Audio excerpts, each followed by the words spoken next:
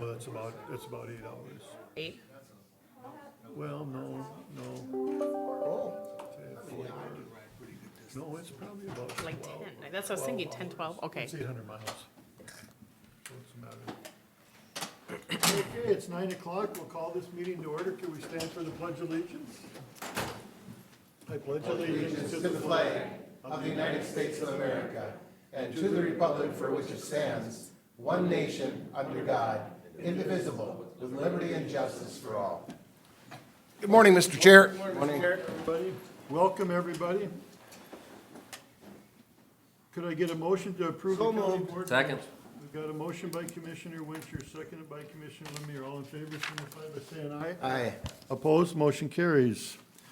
Are there any additions or deletions to the agenda? There are none. Could I get a motion? So for that? moved, Mr. Chair. Got a motion by Commissioner Second. Jelinski, seconded by Commissioner Lemire. All in favor, signify by saying aye. Aye. Opposed, motion carries. Years of service. Want to welcome everybody here. Deb's going to go through the list, and she's going to present them to you over there, and I'll stay up here just because we're not supposed to be that close, so. Otherwise, we'd be shaking your hands and everything else, so. Thank you very much. All right, welcome. It's always good to see everybody. We do this every Tuesday, and it gets boring, but it's fantastic when everybody joins us, so thanks for coming.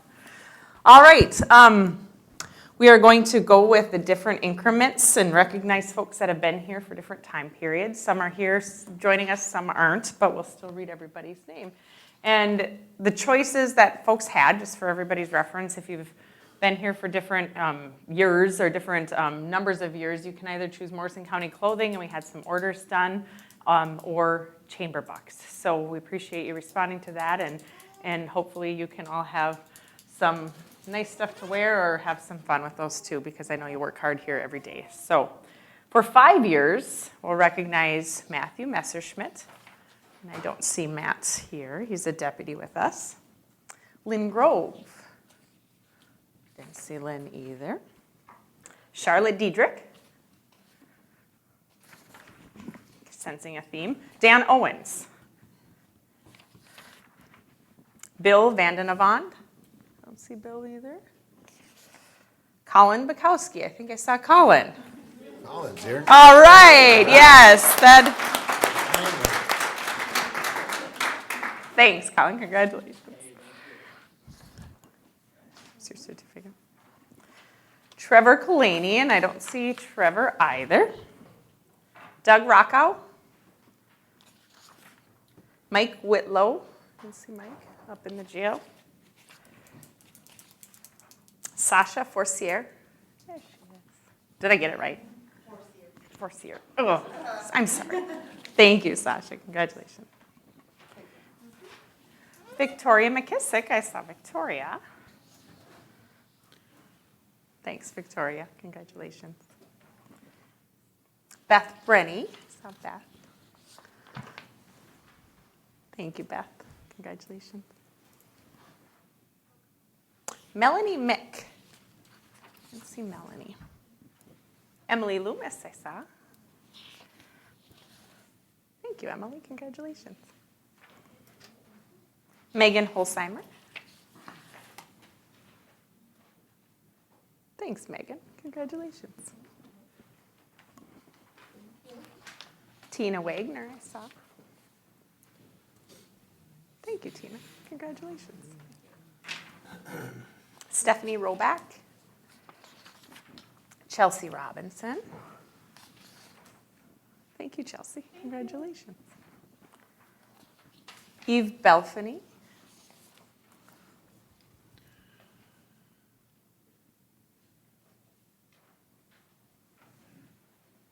Thank you, Eve. Congratulations. Shane Ganley.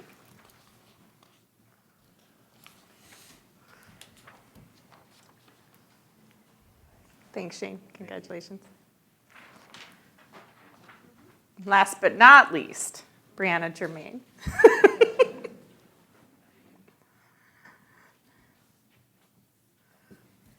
Thank you, Brianna. Congratulations. Help me in congratulating those for 5 years.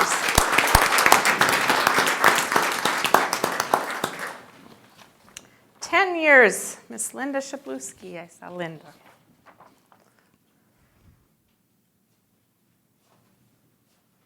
Time flies, right? Thank you, Linda. Congratulations.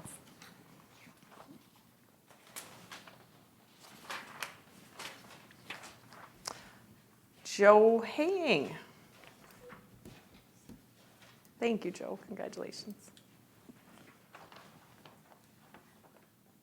And Jeff Bowman.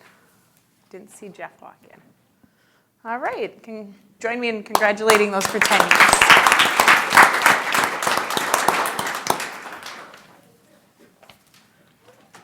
"15 years. Louise Jarvis. There she is. Thank you. Congratulations. I was wondering about, I read that, I'm like, Miss Beth Hamlin.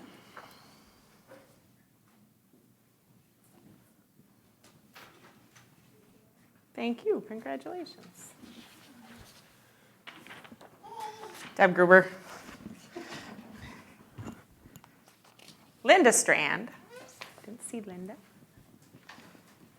Jackie Marks. No Jackie. Patty Branchard. There she is. Goodness, this is stupid. There you go. Congratulations. Thank you. James Pachelke. I didn't see James. And Gail Miller. I did see Gail. Thank you, Gail. Congratulations. Join me in congratulating those for 15.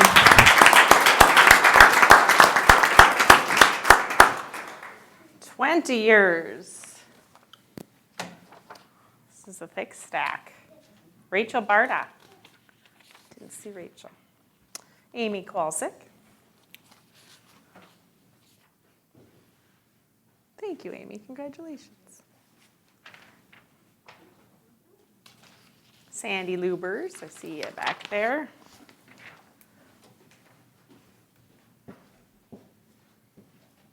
Thank you, Sandy. Deb Simonians is in here. Bobby Sanders is here. Robert, sorry. Thanks. Congratulations. Fran Dosh.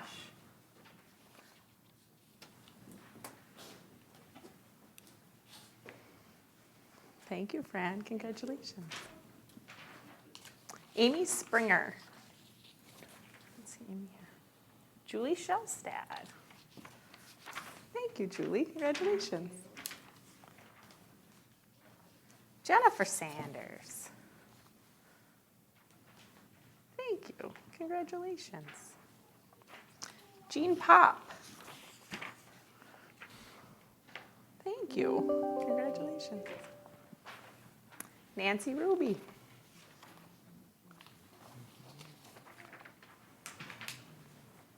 Thank you, Nancy. Congratulations. Mary Swenson. And Jane Holman, I see here with cute people.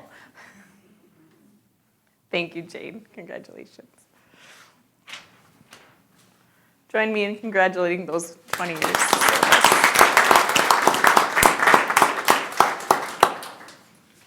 25. Joy Leidenfrost. Let's see Joy here. Mr. John Shalanka. I saw him. Congratulations. Thank you. Trina Ebbinger. There she is. Thank you, Trina. Congratulations. Thanks.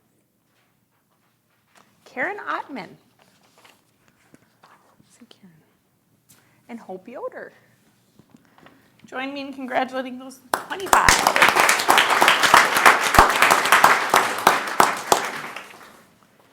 30 years. Ricky Okerman. Goodness. 30. Congratulations. Thank you. John Erdrich.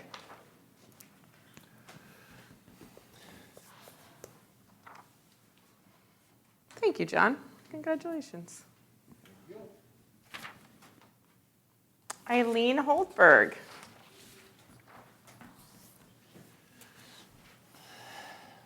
$30 in a couple months, huh? Thank you, congratulations. And Beth Bruns, there she is. Thank you, Beth, congratulations. 30 years, thank you.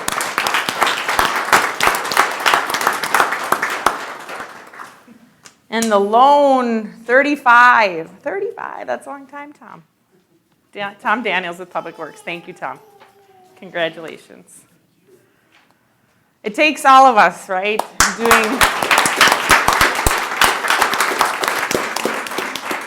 Doing very different jobs for different time periods, all making the place go around every day, and I appreciate that. I know you all work hard. It's been a crazy year, but we're still here. We're still doing our thing, and it takes all of you doing that every day. So thank you for that. Thanks for doing what you do, and thanks for making us look good, because that's what you do. So welcome. Thanks for coming. Thank you. I'd like to thank all of you too, and you're out there in the public a lot, and we don't hear a lot of complaints and stuff from the public, so you're all doing a great job, and you're representing the county whenever there's people here.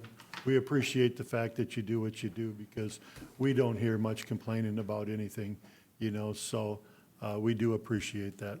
Thank you very much. Mr. Chair, I'm going to be a little off. Yeah. We have to also thank the future county employee there that's been so well. Absolutely. But otherwise, thank you, guys, everyone here too, so. Thank you all very much. Thank you. Thank you. And you're welcome to stay, because this is good stuff, but you can also leave if you'd like. I know you want to. Except Johnny, he's got to stay.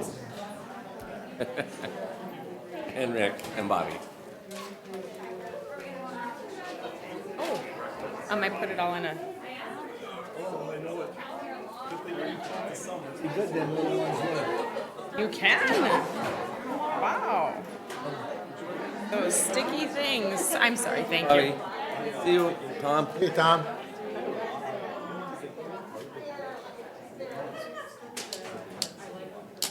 Good morning, thank you, you made it. Good morning, Brad. I have to see if my next guests are here. Okay.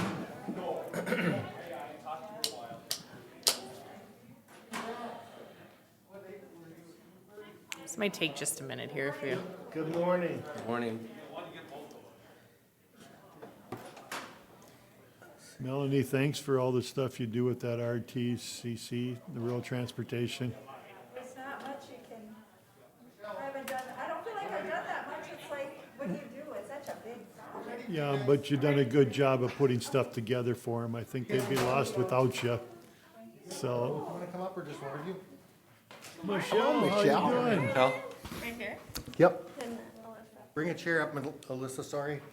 had a full crew here today. Good morning. I do have a guest for my social services report, and Sourcewell has been doing childcare licensing for our county since 2018, I believe. Yeah, July 1st, yeah. July 1st of 2018. And I know it's been a while since they've come and talked a little bit about childcare licensing, so I thought it was time for them to come back. And Melanie Erickson is here as well, who supervises and assists Sourcewell in childcare licensing. So I'll turn it over to Michelle and Alyssa, if you want to introduce yourselves and how long you've been doing this for us. That'd be great. Can I take this out? Yep. I just have to say, the reason they're so good, for those that don't know, they both worked here. So, I mean, that could have something to do prepared us. with how good We they are. prepare them for the real world. All right. That's- Absolutely. Brad. I just want to get that out there. A little punchline there. Well, good morning. My name is Michelle Tauges, for those who, I think I know everybody. And I've been with Sourcewell going on 4 years in August. So I was kind of the original person that was hired on as a regional licensing specialist when this whole model was created by the directors. So I kind of got to start from the beginning, and it's already been 4 years, so. Alyssa Erdrich. I've been with Sourcewell for almost 3 years now. And I did do some licensing stuff prior to going to Sourcewell here at Morrison. And it's been going great. Welcome. So, like Alyssa mentioned, so she is the regional licensing specialist for Morrison County. I'm the lead for all 8 counties. So we're currently providing licensing services for 8 counties. So all of Region 5, so Morrison, Todd, Wadena, and Crow Wing, and Cass. And then in Region 4, Douglas, Becker, and Stevens County.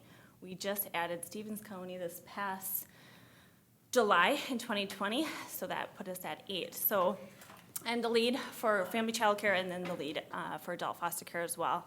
And Alyssa is in Morrison, Todd, and Wadena County. So there's 3 regional licensing specialists total for family child care. So our role as a specialist, so previously when it was in the county, it was a pretty similar role, but we've been able to be kind of creative, having Sourcewell take it on and just kind of evolve the whole licensing model and provide some additional resources. So we have to do an annual visit for each license program, and then sometimes we have some additional visits that we have to do in regards to investigations. We work closely with the child protection team at Morrison County. So, and then also with your county attorney as well, dealing with any licensing actions because all liability still falls onto the county for those licensing actions. We ensure the compliance. We actually are in the midst of a Rule 13 audit for Morrison County. We have to do Rule 13 audits every 4 years. And so this will be our first real audit since we've taken on this licensing model. So we're doing all 8 counties as of right now. And I think yours is on the 15th when we have to upload everything by, and the exit interviews in April, so we'll find out. And I think Melanie is totally appreciative of the fact you guys are leading that effort this time. Take it off your plate. Yeah, so we're excited to see, we kind of take it on as an education to see where we need to see improvements or what's working well, what's not working well. So we're excited to do our first Rule 13 audit. And then also to be an advocate for the children in Morrison County, just making sure there's safe environments, quality programs, and that we're trying to maintain and retain and recruit new programs for your area. So typically our caseload size is around 160. We kind of like to keep it around that area. So your current caseload is at, I think it's right around 145 right now. so that's kind of where we like to be, is at that 160 mark. Next slide, are you ready? Just let me know if I'm. Yeah, you're doing great, Deb, here. So I'll let you. Okay. All right, so currently we have 84 active licenses here in Morrison. And this information can be found on the DHS website. They have a licensing lookup, so you can pull up the addresses and phone numbers of all those providers. And I know on the Morrison County website, we also have a where you can locate them through the GIS mapping system. So it's really nice to have that.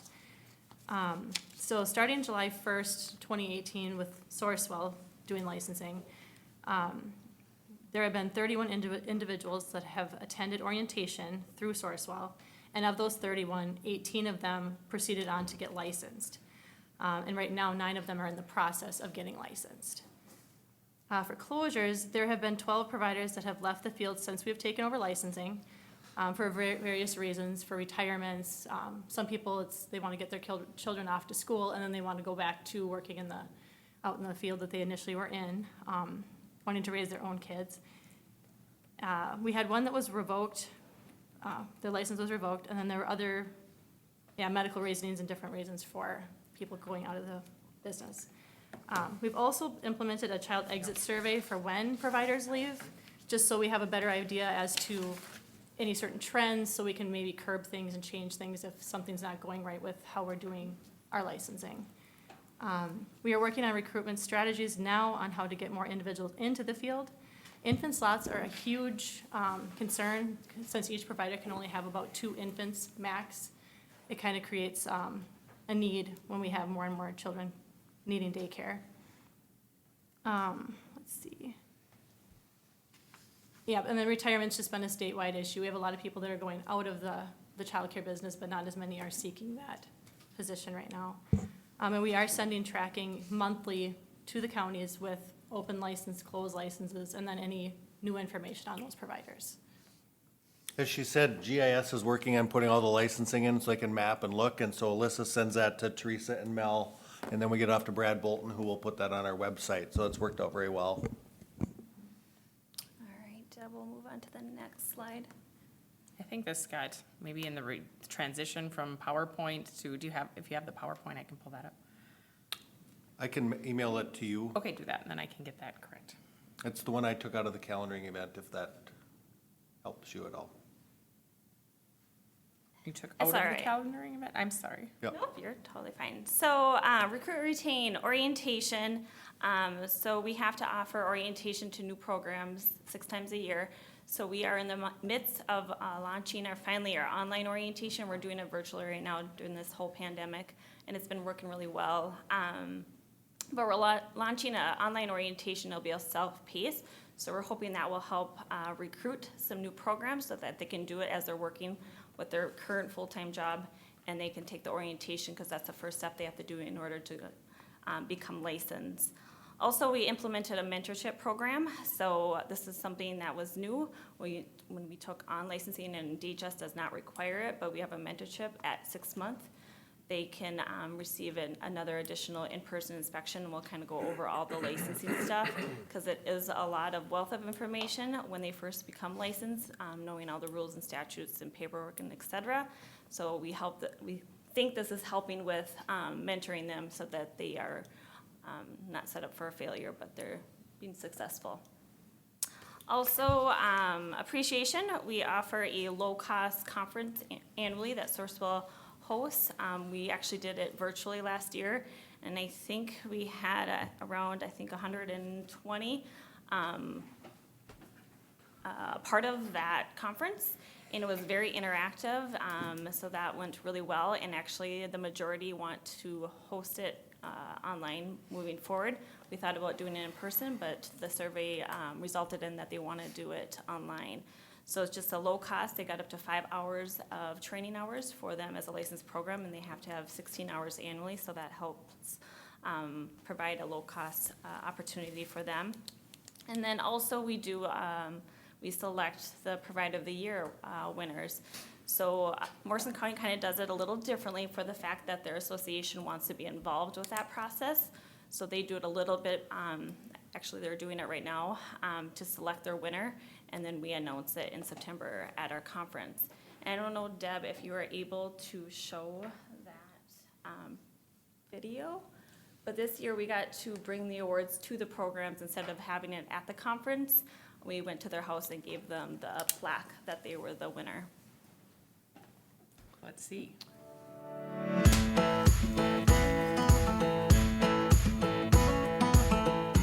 Becker County Provider of the Year is Susan Felt. From the nominator, Susie has a huge heart. She loves my daughter like her own child. She provides daily opportunities for learning and includes the children in community events. Her expectations and communication about her business is clear. She's fun, does different and engaging activities. Congratulations, Susan Felt, Becker County Provider of the Year. Cass County Provider of the Year is Stacy Schluscher. According to the nominator, Stacy has been nothing short of amazing. She is loving, encouraging, patient, and consistent. I love how no matter what, every child in their care knows the expectations, knows the consequences, and know he or she is loved. Stacy does way more than meeting basic needs. She considers them family, and I know no matter what, my boys are loved in her care. Congratulations, Stacy Schluscher, Cass County Provider of the Year. Crow Wing County Provider of the Year is Rachel Christensen.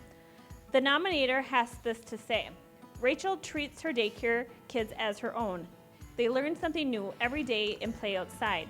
My child loves her because she knows her love, care, and provides her safety. Also, she's fun. I never have to worry about quality care. Rachel is the best. We are so thankful for her. Congratulations, Rachel Christensen, Crow Wing County Provider of the Year. Douglas County Provider of the Year is Trinessa Spanswick. The nominator has this to say: Trinessa is great at engaging children and makes everything fun and interesting. She is great at communication and interpersonal skills and has amazing patience. She treats the children and nurtures them the same way we, as parents, would do. She is fun, entertaining, exposes our kids to new situations and new children. We love Trinissa. Congratulations, Trinissa Spanswick, Douglas County Provider of the Year. The Morrison County Provider of the Year is Cheryl Brambrink, and here is what her nominator had to say. Cheryl not only teaches our children their ABCs, colors, and numbers, but most importantly how to be kind and empathetic to others, along with day-to-day skills of having good manners and being respectful to others. She is very nurturing and caring. You can tell that she truly cares for the children. I always feel secure and happy to leave my child there every day. We are so lucky to have Cheryl be an instrumental part of raising our children. Congratulations, Cheryl, on being the Morrison County Provider of the Year. Todd County Provider of the Year is Veronica Miner. From the nominator, Veronica provides a stable, safe environment with hands-on learning of everyday needs. She cares for my child and every other as her own. She's awesome. Congratulations, Veronica Miner, Todd County Provider of the Year. Wadena County Provider of the Year is Carla and Oni Tapio. According to the nominator, I have been to several daycare providers and this is by far the best. My child has learned so much and is much more independent. They make the day fun and structured. They are flexible, understanding, honest, caring, and love the children. Congratulations, Carla and Oni Tapio, Wadena County Provider of the Year.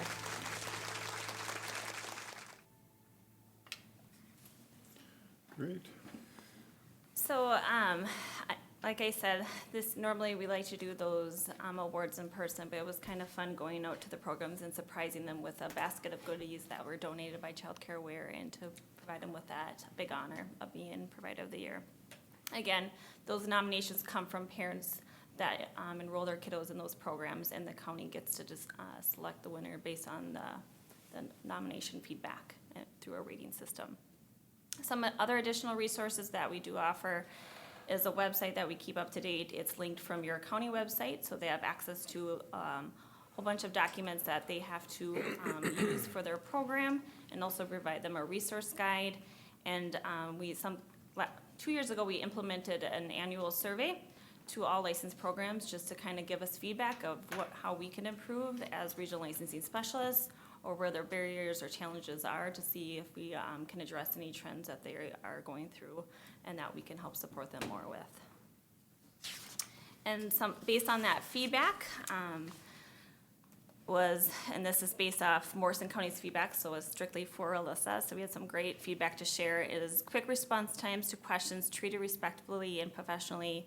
We are given resources, training is provided at minimal charge. The licensor gets back in a timely manner and is very helpful. Always quick to answer emails, very helpful. The licensor has been awesome to work with. Anytime I have questions, she replies back quickly. She is so helpful. So like I said, we sent it out to all of 84 licensed programs, and we got 34 responses. So we got some really great feedback from that, and we shared it out to all of your directors and supervisors. So collaboration partnership, we work very closely with Morrison County. I provide, and Alyssa attends and Sarah attends, our other regional licensing specialists, monthly director meetings. We provide them updates, and county supervisors can join those as well. We have a Bi-Ancillary meeting with county supervisors. We actually have one this week on Wednesday. So Melanie will be able to join that, and we host those, like I said, twice a year. We send out monthly databases to anybody that your county wants the license program information, so we send that out monthly to them. And then we monitor your legally non-licensing inspections as well, help with the Rule 13 audits, and those exit interviews. If we have to do any corrective actions, we'll work closely with the county. Licensing actions, and then variance requests, we work very closely with your county as well, because those are all approved by the county. And then so it's just some benefits since Sourcewell's taken over. Like I said, this model has really brought a lot of consistency with all the licensed programs, and we were able to streamline a lot of our the previous procedures and processes into one, so that programs, if they do hop from county to county, they have consistency if they're within the 8 counties that we serve. We're providing resources and training opportunities for providers, collaboration and partnering counties to create efficiencies through licensing. We are able to be expertise in family childcare. Before, the licensor were probably dabbled into multiple programs when it was here at the county. So this way we can be that one contact for that individual and be an expert around family childcare, because that's all we have to focus on. And then cost savings for you as a county. We subsidize it pretty heavily for our regions, so we're able to save you guys some money around with the budget and whatnot. Some successes since we have taken over. We started, was it 2017, I think, December of 2017 when I started with Sourcewell, or August, but when we fully implemented the counties. So we had some successes. 2018, we received the Humphrey Schools Innovative Award for the Regional Service Model. 2019, we received the Commissioner's Circle of Excellence Award from the Department of Human Services for the Regional Services Model. And then since 2018, we expanded child care services to 8 counties. And Deb, I don't know if you're able to embed the link, but we'll see if it last works. time. I don't We'll know see if if we it pressed works a lot. We'll today. see once what happens. So this is from the Department of Human Services, the Commissioner's Circle of Excellence Award. We'll see if it wants to work today.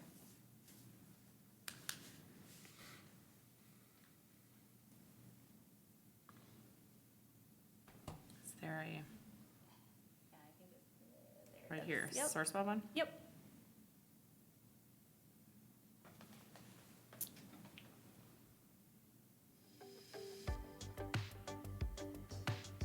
Sourcewell and Staples has helped 5 Minnesota counties, Cass, Crow Wing, Morrison, Todd, and Wadena, make life easier for the region's child care providers. Training, streamlined licensing processes, and support have increased retention and attracted new providers in an area hard hit by the statewide child care shortage. By creating this partnership and this collective buy-in, we've allowed our team to find a singular focus in making sure that providers have what they need, they're getting proper training, and through those efficiencies, we're finding that there's more people interested in getting into providing daycare, and therefore that's a positive spillover into the rest of our community to provide access to families and children that need that. The award we present today is a small token of the appreciation that we have for the work you do on behalf of Human Services clients. DHS could not achieve our mission to help Minnesotans meet their basic needs and achieve their highest potential without the fine work of our local partners. We are grateful. By working closely with DHS, they've streamlined processes and procedures for providers and become an efficient single point of contact for the DHS licensing staff, a relationship that we appreciate. Providers are looking for clarification on what is required for licensing regulations, and we at Sourcewell are making a priority to add that clarification so that they know what's expected of them. And if they know what's expected of them, then that takes away the confusion and they can really focus on taking care of the children, which is their priority. When we listen to our families of our Cass County, our child care providers are getting valuable feedback from the families, and all around a success and a win-win for everyone in Cass County. I have seen more retention. I've seen where providers are, again, going back to that clarification piece, they're just feeling more competent in what's required of them. And again, if they're feeling empowered to do their job, it's going to lead to a longevity of providing care.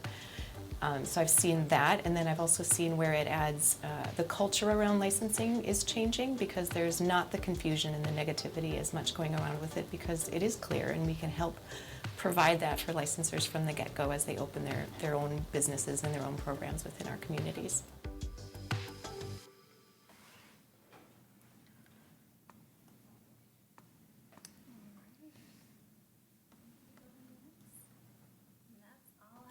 For today, I just want to thank you again for this opportunity. I don't know if any of you guys have any follow-up questions for us, or Brad, if you want to. I will open it up for questions. I think it's been a good partnership, and as Melanie probably can attest to, we did licensing, we did a fine job in licensing, but it was not a full-time position here, and if other things came to become a priority, such as a child protection case or a children's mental health case, that was our priority. And for Melanie, having this be part of her supervision requirements, it still is, but not as heavily because of Sourcewell's partnership. So I don't know if you want to say anything else, Mel?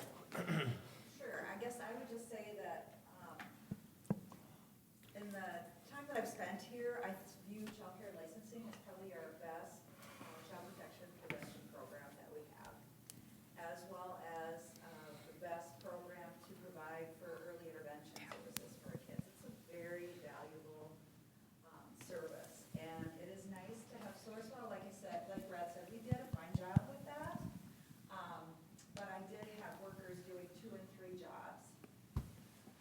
Oh, I did have workers doing 2 and 3 jobs, and so it was hard to put that extra amount of research in and to provide the quality support that the childcare providers really deserve to have. And so I really like having this component. And Liz and I have worked together for years. We have a great communication around variance issues. And so I think things go just very smoothly, and a lot of confidence in their ability to manage things really well. And again, counties are ultimately responsible for licensing. We have delegated the licensing part to Sourcewell, but we still have responsibility for if there are issues in a child care, or if we have to suspend a license, we still are responsible for that. So it's important that that communication continue. But I think with Sourcewell's lines of businesses around education, their website, I think it just has a better fit in terms of all the things they can do to encourage and support daycare providers and recruit daycare providers. I can remember when this program started, and I think what was kind of unique out there were a lot of parents that wanted daycare, and a lot of people wanted to do this, but they didn't know how to do it. You know, there were so many hoops to jump through, and when Sourcewell took that over, I think now they could contact Sourcewell, they could get their training, and they knew what to do. So I think that was a big part of why we did that. And again, that annual training they're doing for providers is huge for them because they have training requirements. So that's been a great benefit. The cost for that conference is $10. It's more about accountability that they show up the day of the conference, so it's a very low cost for that 5 hours of education that they receive. If I recall correctly, DHS had just kind of raised the bar on training about the time that this all started. So it was a nice answer of support to our providers for, yes, you have extra training requirements, but we're also helping you by doing this. So it worked out well. Does anybody else have any questions? Commissioner Jelinski. Thank you, Mr. Chair. First of all, thank you. Very well done. Very well done. Beautiful program. Thank you for that. I just have to share with you the first thing that I wrote down. And I'm almost embarrassed to say it. Is this all you do at Sourcewell? That's another 3-hour presentation. This is what you do, and doesn't matter. But that is what I wrote down. Is this all you do? What a job, a big job. And what we're talking about is our tomorrow. And when I speak of our tomorrow, I'm speaking of your tomorrow. And you know this, it's the job that you're in, dealing with children the way that you're dealing with them. I think it is so important. And watching this presentation, it's all about kids. And kids are our tomorrow, and that's the important piece for me. So I just want to say thank you, thank you, thank you. And I want to comment on the online presentation thing that is going to continue the way it sounded. Personally, if we've learned anything at all through COVID, I think that we have learned that we can communicate, and we really now can communicate very well electronically, if you will. And I watched, you showed it to us, I mean, it was right here in front of us, just simply approaching the people to present them with their award. How cool. I mean, I'm tremendously impressed. Thank you. Thank you. Anybody else have any questions? If not, we thank you very much. Thank you. Good Thanks, to see Mel. you guys. Thanks. Mel and these guys have done a great job working together, and that's how it's been so successful. So, thanks. Thank you. Thank you. Have a good day. You too? I'll just move on, Mr. Chair, if that's okay. Go right ahead. I have a public health item, and that is a request to replace a maternal child health public health nurse. This is a nurse. It's required to be a nurse. given the time we're in with vaccinations, this nurse has done a critical function as well as helping us vaccinate in our clinics. But we had a person who is going off to a OBGYN unit. Unfortunately, that's what they wanted to do, so looking to please replace the public health nurse and post that position. So moved, Mr. Chair. Got a motion by Second. Commissioner Wincher, seconded by Commissioner Lemire. Any further discussion? Commissioner Wincher. Brad, again, I know how important these positions are, but, and correct me if I'm wrong, we've had a few nurses retire, or not retire, move on. Do you do a lot more vetting as far as, I don't know how long this person was with us, but I don't know if you know where I'm going with this, where we can keep them here, maybe we're not becoming a training facility or whatever, because I know how important these are, but, you know, congratulations to this person to move on to bigger and better things, hopefully, but, do you know where I'm kind of going with that question? What do you do to, just a short version of how you get these people coming in and saying, okay, but I'm assuming you probably knew that she wanted to go to OBGYN eventually, so where do you go? I don't even know if there is an answer for this. Well, I can say we have a great relationship with HR, and Deb and Melissa and Beth do a great job of advertising our positions through multiple platforms. And so that's the first step, is making sure we get it to all the right places. And it's kind of, it seems like about every other year we're replacing a nurse. We've not had any retire at this point. But the healthcare industry is, you know, in terms of workforce, is limited. So we're competing. We're hoping that as a public health employee, you know, you have regular hours. A lot of nurses work 12-hour shifts, 3 days a week, on and off. But we take a look at who is interested, applies, and I think we do a good job of interviewing. We were hoping this person was interested in staying here long-term, and unfortunately, something else came up. And so it is, you know, we're always competing with others for workforce. So we're hoping that when we put this position out there, that we will get somebody who's interested in sticking around. And to follow up, they're required to have an RN degree or something, it's not, or they're more thorough than that? It's, so Cindy isn't here to help me articulate exactly what this particular position is gonna need. It for sure needs an associate, and they will have to be working on their BN. They do not have to have their public health nursing yet. So, yeah, the more they get into the public health aspect of nursing, they have to get the PHN. This one does not have to start out there. All right, thank you. Thank you. Commissioner Jelinski. And thank you, Mr. Chair. And just one quick question, Brad. This is a requirement that we have this person, and that this person comes with the education as Commissioner Wincher talked of. We need to have a DPNC nurse because of the requirements under our mandatory services. So the disease prevention and control piece is required for public health to do. And of course, now with COVID, it's a critical function. So, and right now, our nursing census, or the number of nurses we have, is really kind of at a tipping point given the COVID pandemic, the amount of vaccines we're doing, those kinds of things, as well as continuing to increase our home visiting services with our new evidence-based home visiting program. Thank you. Thank you, Mr. Chair. That's a good point, Commissioner Wincher, when it comes to recruitment and retention. Anytime we're competing in the privates, with the private sector for certain skill sets, it becomes a little bit more of a unique challenge. There are things that we do in county government that only county government does, or only government does, but when private sector also does that, and like Brad said, the demand for nursing and the wages that come with that for medical facilities and things can be difficult. We've seen it in other areas like engineering, where we have private sector competing with those special technical skill sets.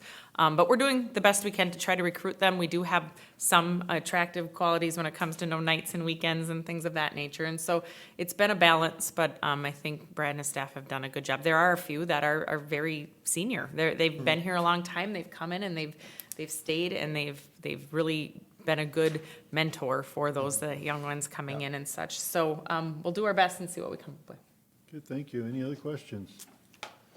If not, all in favor signify by saying aye. Aye. Opposed, motion carries.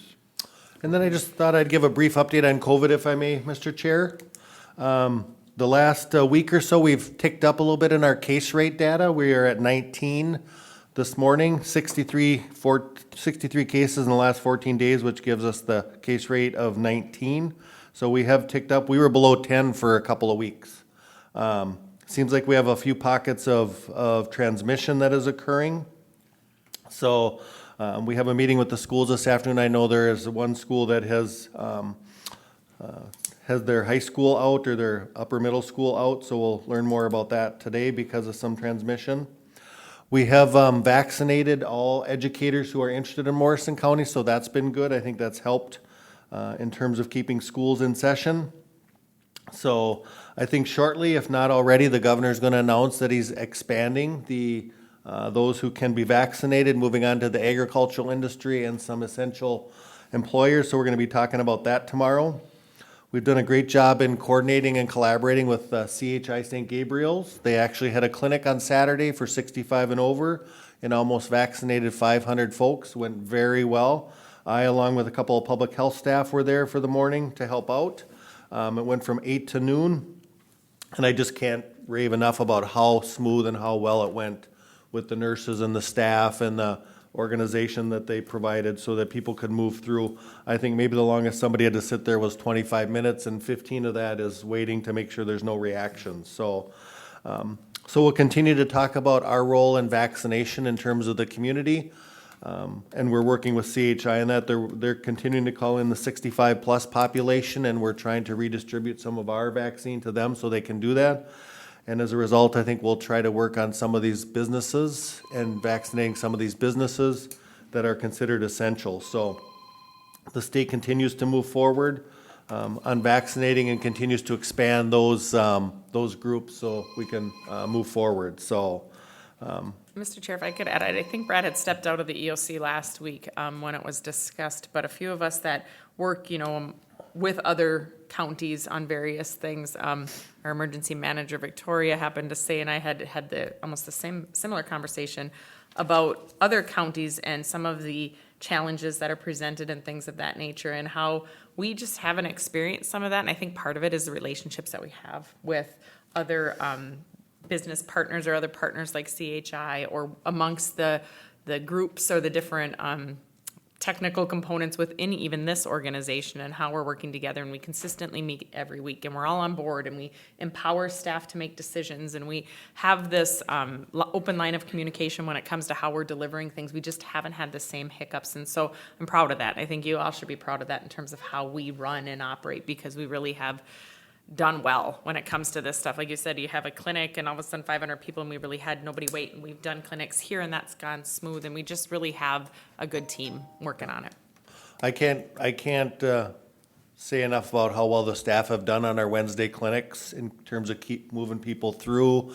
And yes, there are certainly individuals who are frustrated that they haven't got their vaccine yet because it is still limited, but the staff and how they've managed and coordinated they've done a fabulous job. So I would actually like to comment too that we were out at Camp Ripley last Thursday and coordinated with the State Department of Public Safety on the Highway Patrol Cadet School. And because we did that, we ended up doing some DNR folks, we ended up doing some BCA, we ended up having a commissioner come down and get vaccinated here at Camp Ripley because we had some available doses. And so we did, I want to say 88 or 90 at Camp Ripley last week. And the DPS person we were working with emailed afterwards and said how smooth it was. The staff were friendly. And again, it's been like that for all the clinics. So the state was really pleased and appreciative of the fact that we could do that for them. So they'll come back again on, I think, April 1st. So April Fools, you get your second shot, and we'll see how that goes. But I'm hoping they all come back. We were helping them out because of the providing some security in Minneapolis, and they wanted to get their first shot. So it worked very well in coordinating with the state on that particular clinic. So thank you, Brad, for the great job you do. I know I've been at those clinics, and it's just wonderful when you see how smooth everything runs. Yeah. And staff are having fun. It's stressful for sure. It is absolutely stressful. But staff have had fun and a good time in the clinics, and so it's taken away from some of their other work, but they're getting it done and doing a great job. Brad, are you doing the Johnson & Johnson shot yet, or are you just doing the other one? We are just doing Moderna still. Moderna, Yep. yeah, okay. Yep. We'll see what happens as they roll out the businesses and some of those. It's hard to track people down and get out there for a second one, so if we're going to businesses, it'd be nice to get into the first shot, or the Johnson & Johnson, so we only have one shot. But that is what the hospital did on Saturday, so.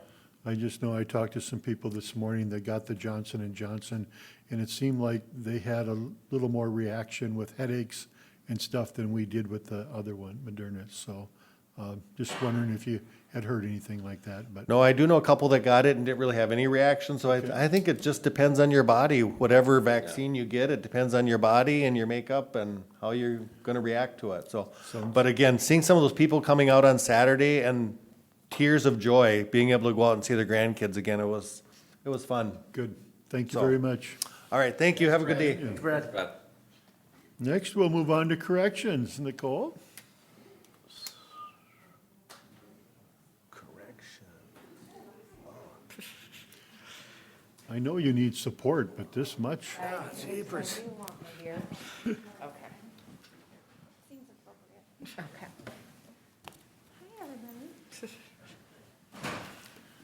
Welcome. All right. Thank you.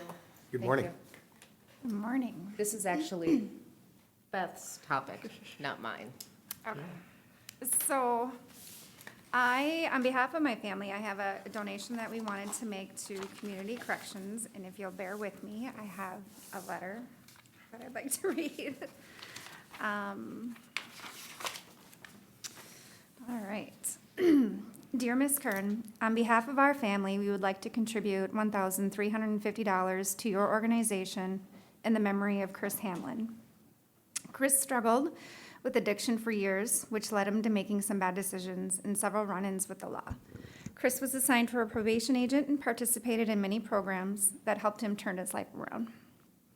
Obviously, that was tough in the beginning for Chris, but he embraced the direction and advice he received from the team and sought to make his life better. Chris had missed out on so much, and we wanted him back in our lives in the worst way. He did the work, he put in the time, changed his life, and did this with all the help and support of Nicole's team. We couldn't be happier or prouder of the work that they did to bring Chris back into our lives, and for this we'll be forever grateful. Chris was an amazing person. Although quiet and laid back, he was kind, funny, quick-witted, but most important of all, he was a big brother, a son, and a good friend. Chris was my brother who passed away in a car accident in December. On behalf of all of our family, we wanted to thank you for the support that you've given us and him, and we wanted to afford the same opportunities that Chris had to someone else and their family in hopes that they too can turn their life around. Behind me are all the people from my, now I'm choked up. Sorry. All of these people have worked with Chris on one level or another. We first met Chris around 2012, and he's an amazing guy. Quiet-spoken, just like his sister, very quiet. What he spoke about when he was going through recovery was his family and wanting to get back to his family. His family meant the world to him. I reviewed some notes this morning, and his plans all along were, I want to have a good relationship again with my family. And we're very happy that he had that. We just wish he could have had it longer. Thank you. Thank you. And we thank you for all that you guys do. You know, there's a lot of families out there that have issues and stuff, and it's nice when there's somebody that cares and can help them, because sometimes they don't think family is the one that cares, you know, because you're going through the stuff that you're going through. But it's important that there's people there to help and not judging them and trying to help them get through this process. So we thank you very much, and Beth, thank you. And Yeah, I don't know that I can express how incredibly thankful or how proud I am of the work that these people do day in and day out. It's not always easy, and it's not always a success. But this was truly a gift that they were able to give us, so we're very appreciative. Thank you. Thank you. Oh, I need a motion to accept that. So moved. Got a motion by Commissioner Jelinski, seconded by Commissioner Blaine. Any other questions? Not all in favor signify by saying aye. Aye. Opposed, motion carries. Thank you very much, Beth Thank and you. Nicole. And Mr. crew. Chair, for the record, we'll be using this to eliminate barriers for others to Okay. move forward in their probation and programming. Sounds good. Thank you Thank you, very much. Nicole. Thank you, Thanks, everyone. everybody. Mr. Chair, if we may, take a Yep, five. we're gonna take a 5-minute break. Since Steve's here, we can take a break now. Oh, that's, no, that Steve's here, let's think We about haven't it. sat here long enough. We gotta take a break. I don't.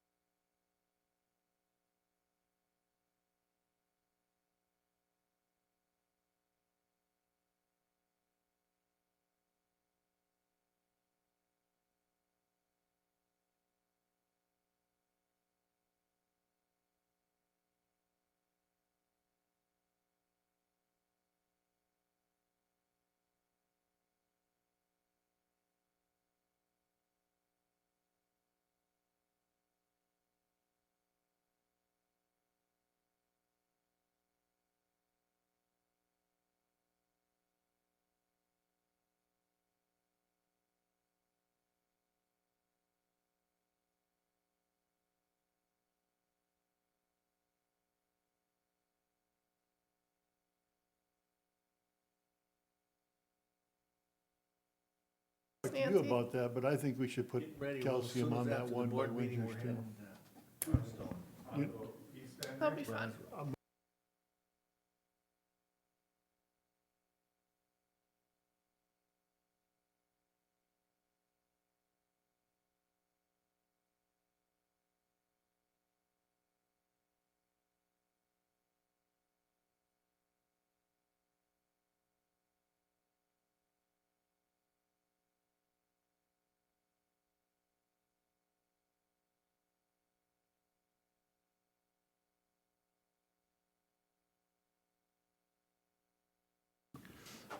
Morning, Steve. Okay, next we're on to the auditor's report. Chelsea. Morning. First request I have is a resolution requesting approval for the Mary Lord School to hold a raffle at the Falls Ballroom on May 14th of this year. I'll make a motion. Okay, we got a Second. motion by Commissioner Blaine, seconded by Commissioner Lemire. All in favor signify by saying aye. Aye. Opposed, motion carries.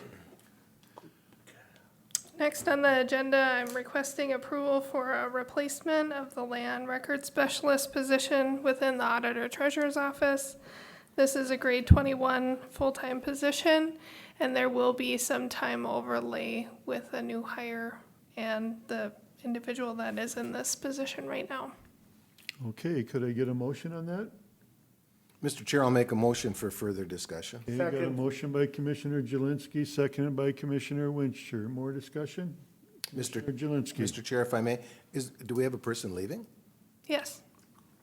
And if we have a person leaving in today's world of technology, and I'm just asking the question because I need to ask it, is it really something that we need to do to replace this person, or could we get by without replacing this person? Your turn. This position is the eyes of our tax rolls and our legal descriptions. So when a deed is recorded for transferring of property, this position reviews that deed and changes the ownership within the tax system.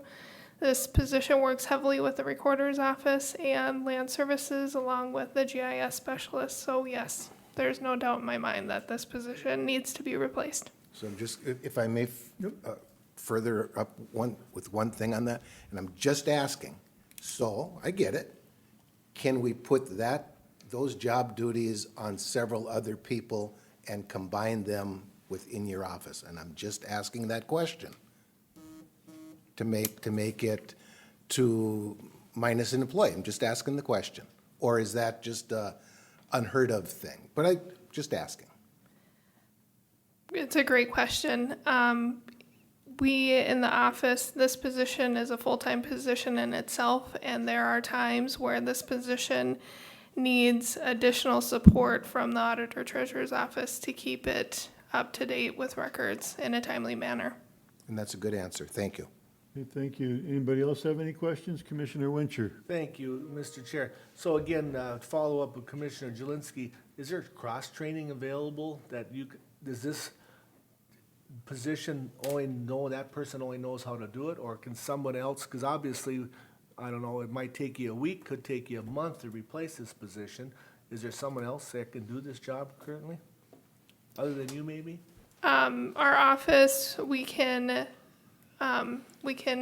cross-train. We have staff that can transfer legals within the office. However, as far as an individual who has background in legals and reading legals and following the chain and order, when certain documents come over, if there's a foreclosure or if there's a sheriff's sale, there's different processes for land.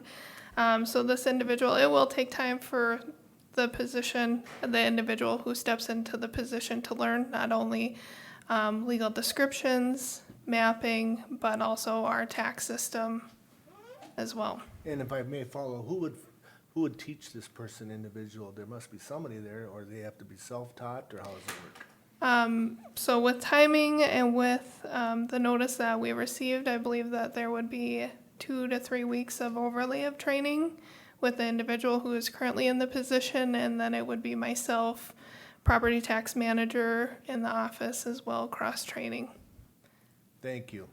Thank you. Ms. Gruber? Mr. Chair, I think Chelsea and her staff certainly in many offices, for the short term, we can make holes we can bridge those gaps is what I'm saying. And they've done that. You've done that a number of times when there's different leaves or things. But I think this is one of those positions that if there is a consistent gap, the impact it has on this process as a whole is difficult when it comes to the timing of things. We need to keep up on the transfer of records in order to be able to complete the tax rolls, in order to be able to, do the splits and appraising system, in order to be able to make sure that we have that whole process of taxation, property taxes flowing.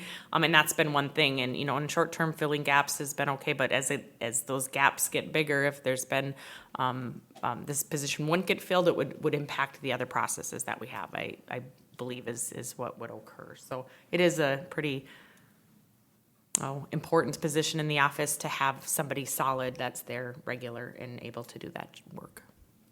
Okay, thank you. Anybody else?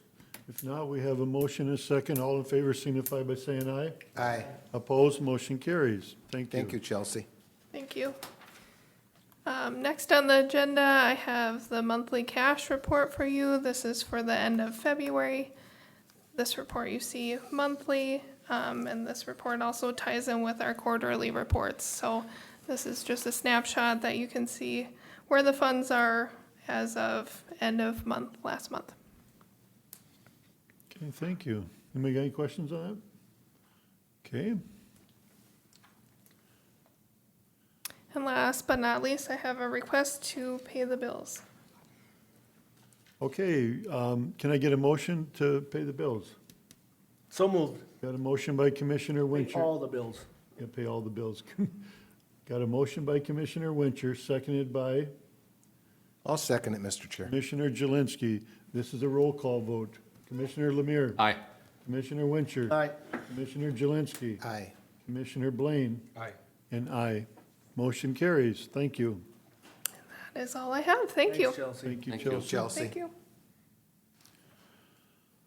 Okay, next we have Steve Bukowski. How are you doing, Steve? Good, Mr. Chairman, thank you. Good morning, Steve. Members of the board, good to see you. Good morning, Steve.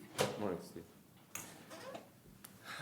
I have for your consideration a project that we have been discussing and the board is well aware of. It was a part of our bridge replacement resolution that we previously adopted. This is the replacement of the structure over the Little Elk, just outside of Randall on County State Aid Highway number 1. It's a timber structure that has some pretty severe deterioration on piling and some of the pier caps, that type of thing. It's built in the 60s and it's reached an end of its service life. We've been working on this for some time and it's been complicated a little bit because of the Camp Ripley Veteran State Trail, and that is planned to run between Randall and Pillager. So we've been working with the DNR Trails Division for some time. And our design, which is 3 large box culverts, will be replacing this structure, has been designed in order to handle a Camp Ripley Veteran State Trail, which is a multimodal trail. It required a fairly substantial extension, and it's going to go on the east side of these box culverts in order to carry both trails across the Little Elk. The design is that there would be, and it is designed so that we could have 2 separated trails on that side. This is the time to take care of this. If 5 years from now, the trail was going to be constructed and they had to then extend these that type of work, it would be a tremendous effort after we've already done this much of it. This agreement that was added into your packet is then the contribution that the DNR is going to make towards this project. So the costs of the extension of the culvert, and there's railing, there's some special things that are happening because the trail is on that side. We've calculated and they're paying their portion of that part of the project. This agreement then is what is going to take place in the distribution of those funds as we build the structure.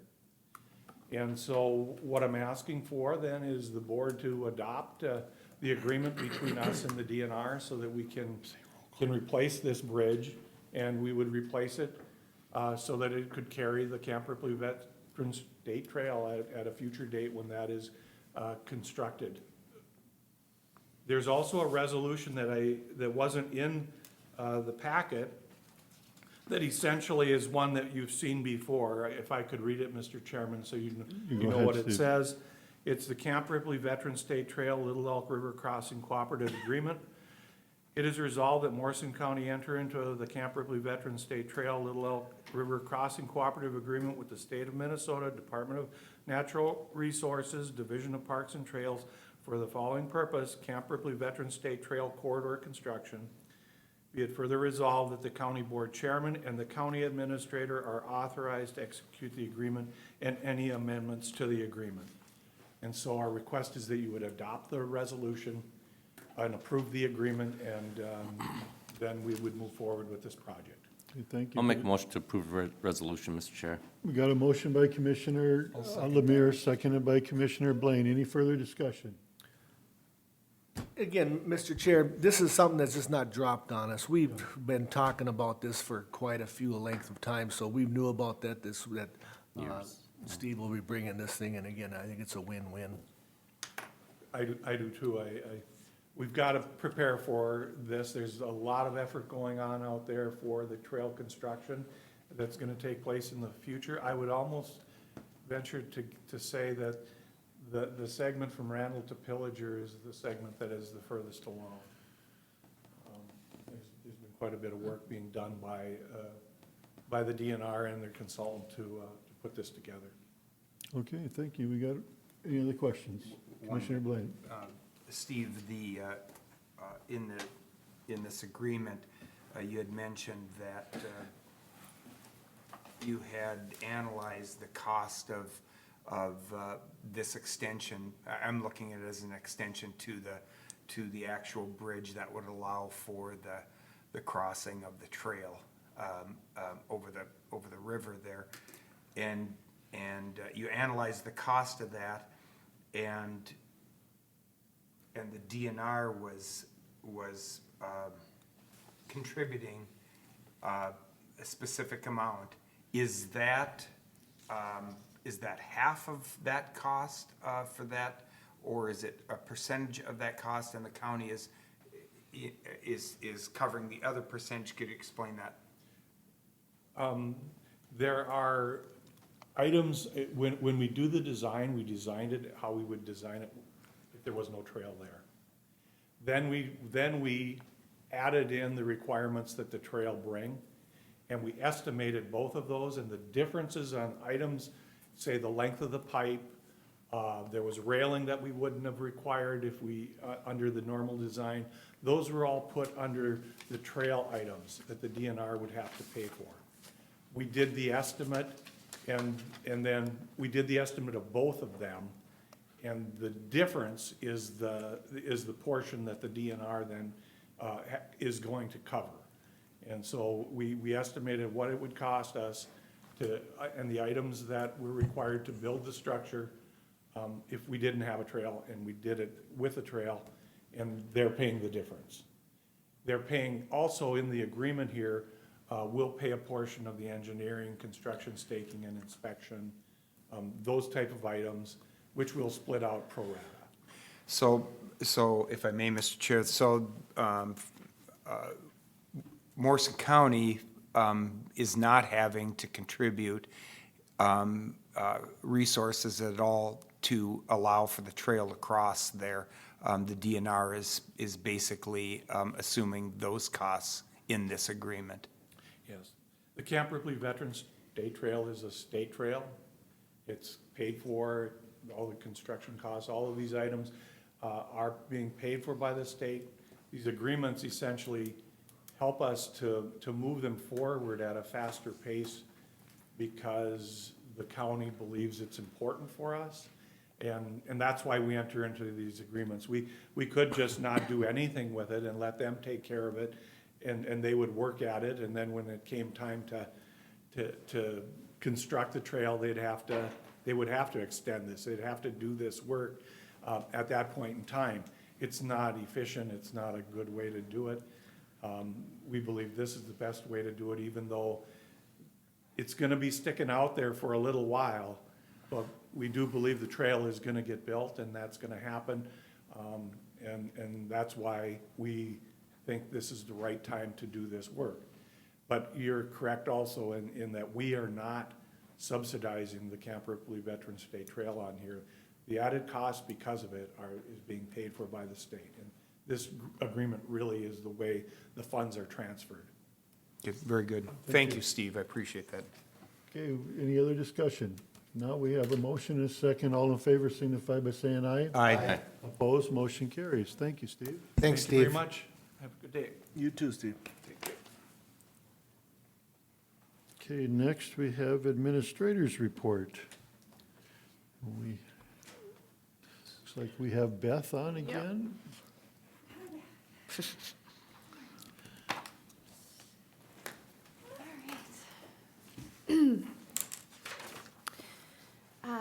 Good morning, Mr. Chair, board members. Good morning.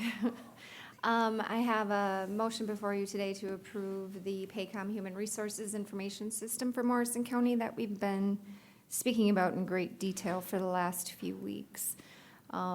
I did forward on from our last meeting the references from the other counties that utilize Paycom. I did not hear back from Carleton County, so I was unable to provide you with that one. I'd welcome any questions, any additional information you may need at this time. Does anybody have anything? I remember with our meeting last week, there were some questions, so we postponed voting on that to give everybody the opportunity to go out and answer whatever questions you had. Correct. And you did send that stuff out to us, so does anybody have any other questions on this? Commissioner Blaine? Mr. Chair, in the time since we met last week and you know, I started to review some of the dialogue that we were having on this, and ironically, I was contacted by a business that resides in this county that has great interest in helping the county and the county board especially understand all the nuances, I guess I'd say, of this proposal, and contacted me, and we had a conversation about this. They have offered to help us to gain a full understanding of this system, the system being proposed, and are willing to do that for us in a manner that would help answer all questions or concerns that we would have, and the effects that this might have on the county.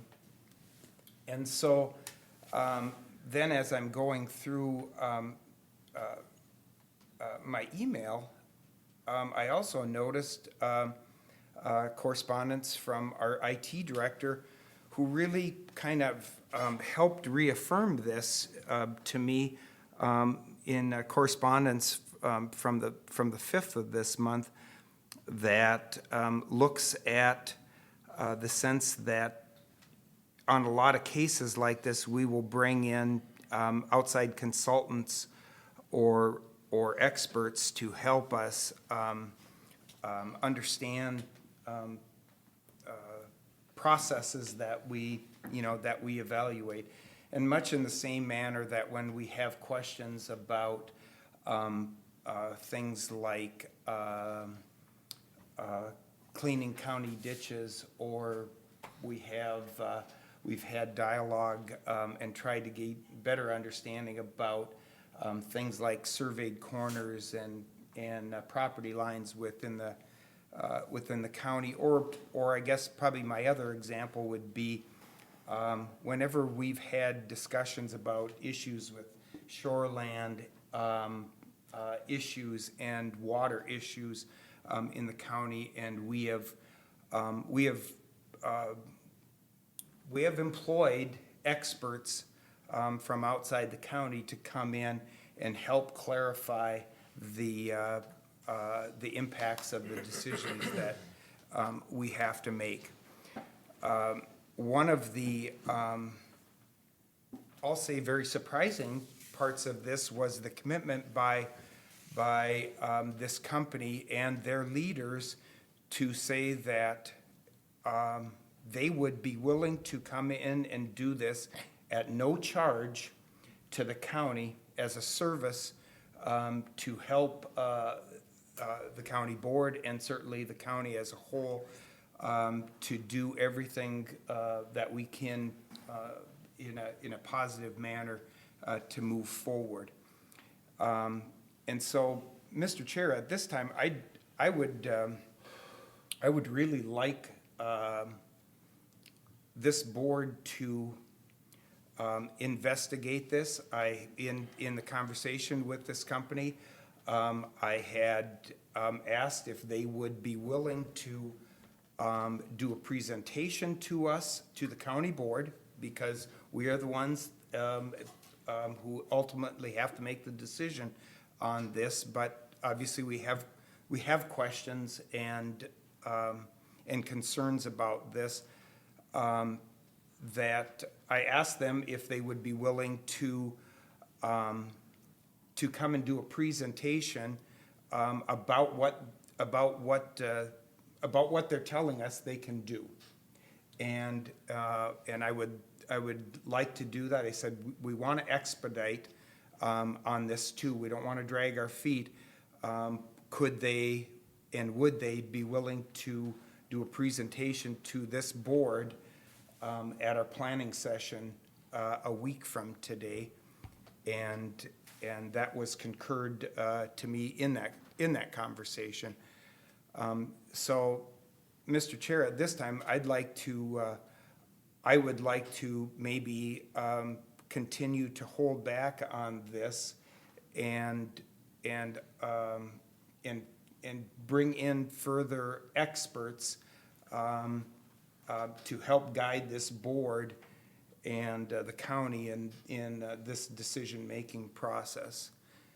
And that would be the proposal that I would make today, Mr. Chair. Okay, Commissioner Jelinski? Mr. Chair, thank you. And in absolute respect to Commissioner Blaine, 100% in respect to Commissioner Blaine, please make no bones about this. As things were 3 minutes ago, and in the past, I have supported this program based upon what Ms. Hamlin has brought forth to the table. Be very clear on that. You were contacted by a resident, and in all respect to the resident, perhaps I could do the same thing and I could be the outside source. Am I at liberty to ask who the outside source, what the outside source is, who the outside source would be, what qualifications? I don't mean to put you on the spot, and if you'd rather not converse that way, that's fine, but I don't think we can just bring in someone off the street to say that they know more than you know, or I know, or the board knows, to just take off. And I don't know if that's much of a request or a comment or...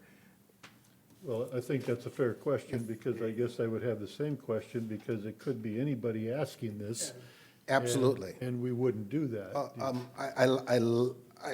not going to lie to you. I like the part of, I think I understood you correctly, a county resident offered to help. I think that that's wonderful. I think it's absolutely outstanding. Of course, that comes with a list of concerns, outside consultants, et cetera, et cetera, et cetera. You and I can be outside consultants. All we have to do is say, I'm a consultant. But how does this fit in? And I don't know if you're at liberty to say that. And that's all I have, Mr. Chair. Thank you. Mr. Chair,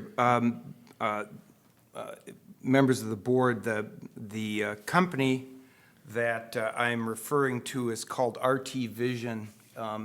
This is a company started by a resident from the county 20-plus years ago. I know this company.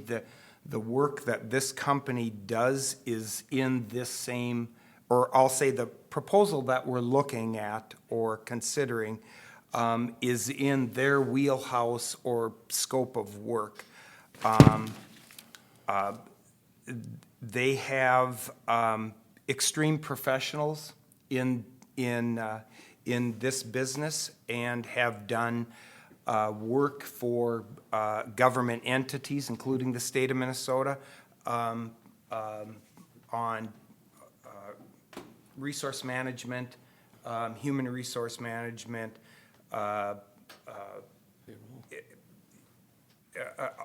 and I'll just say, and all systems. I don't feel it's necessarily right for me to tell you exactly what they do. I would rather they would come forward and tell us this, but I certainly wouldn't bring this forward if I didn't have confidence that they could help us have a greater understanding about this system. They are willing to even look at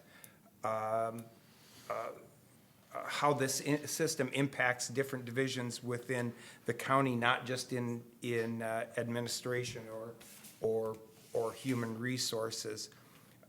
They have a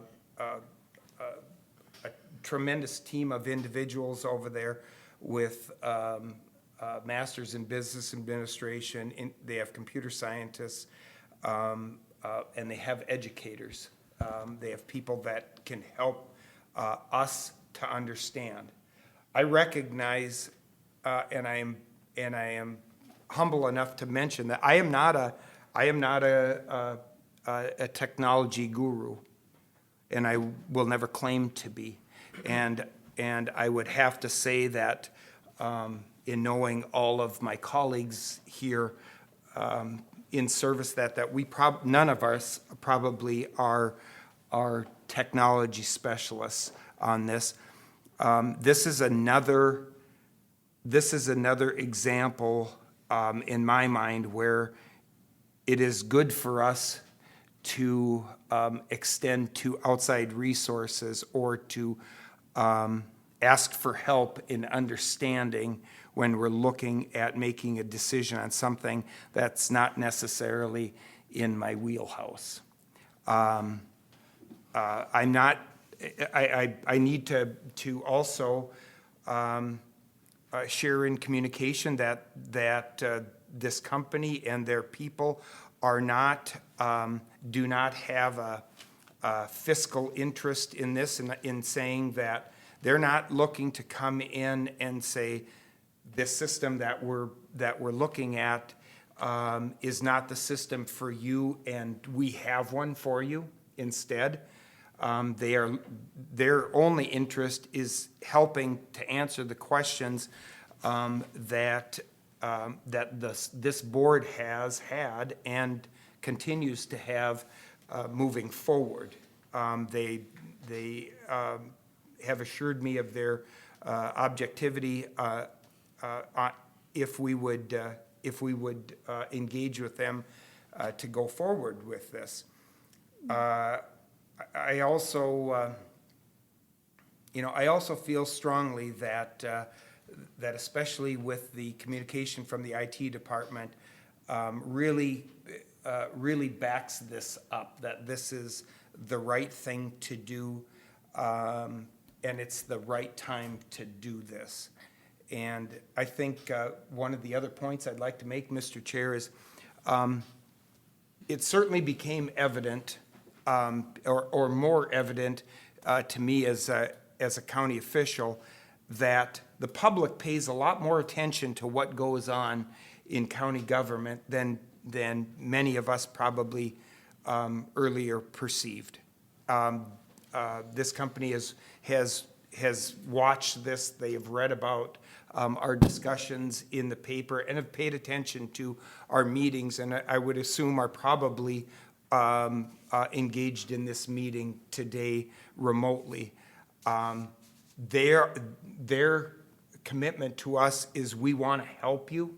We want to help the county, and they're confident in their expertise and are willing to do this and put their entire staff and resources forward to help fully answer and vet any questions that we have, Mr. Chair.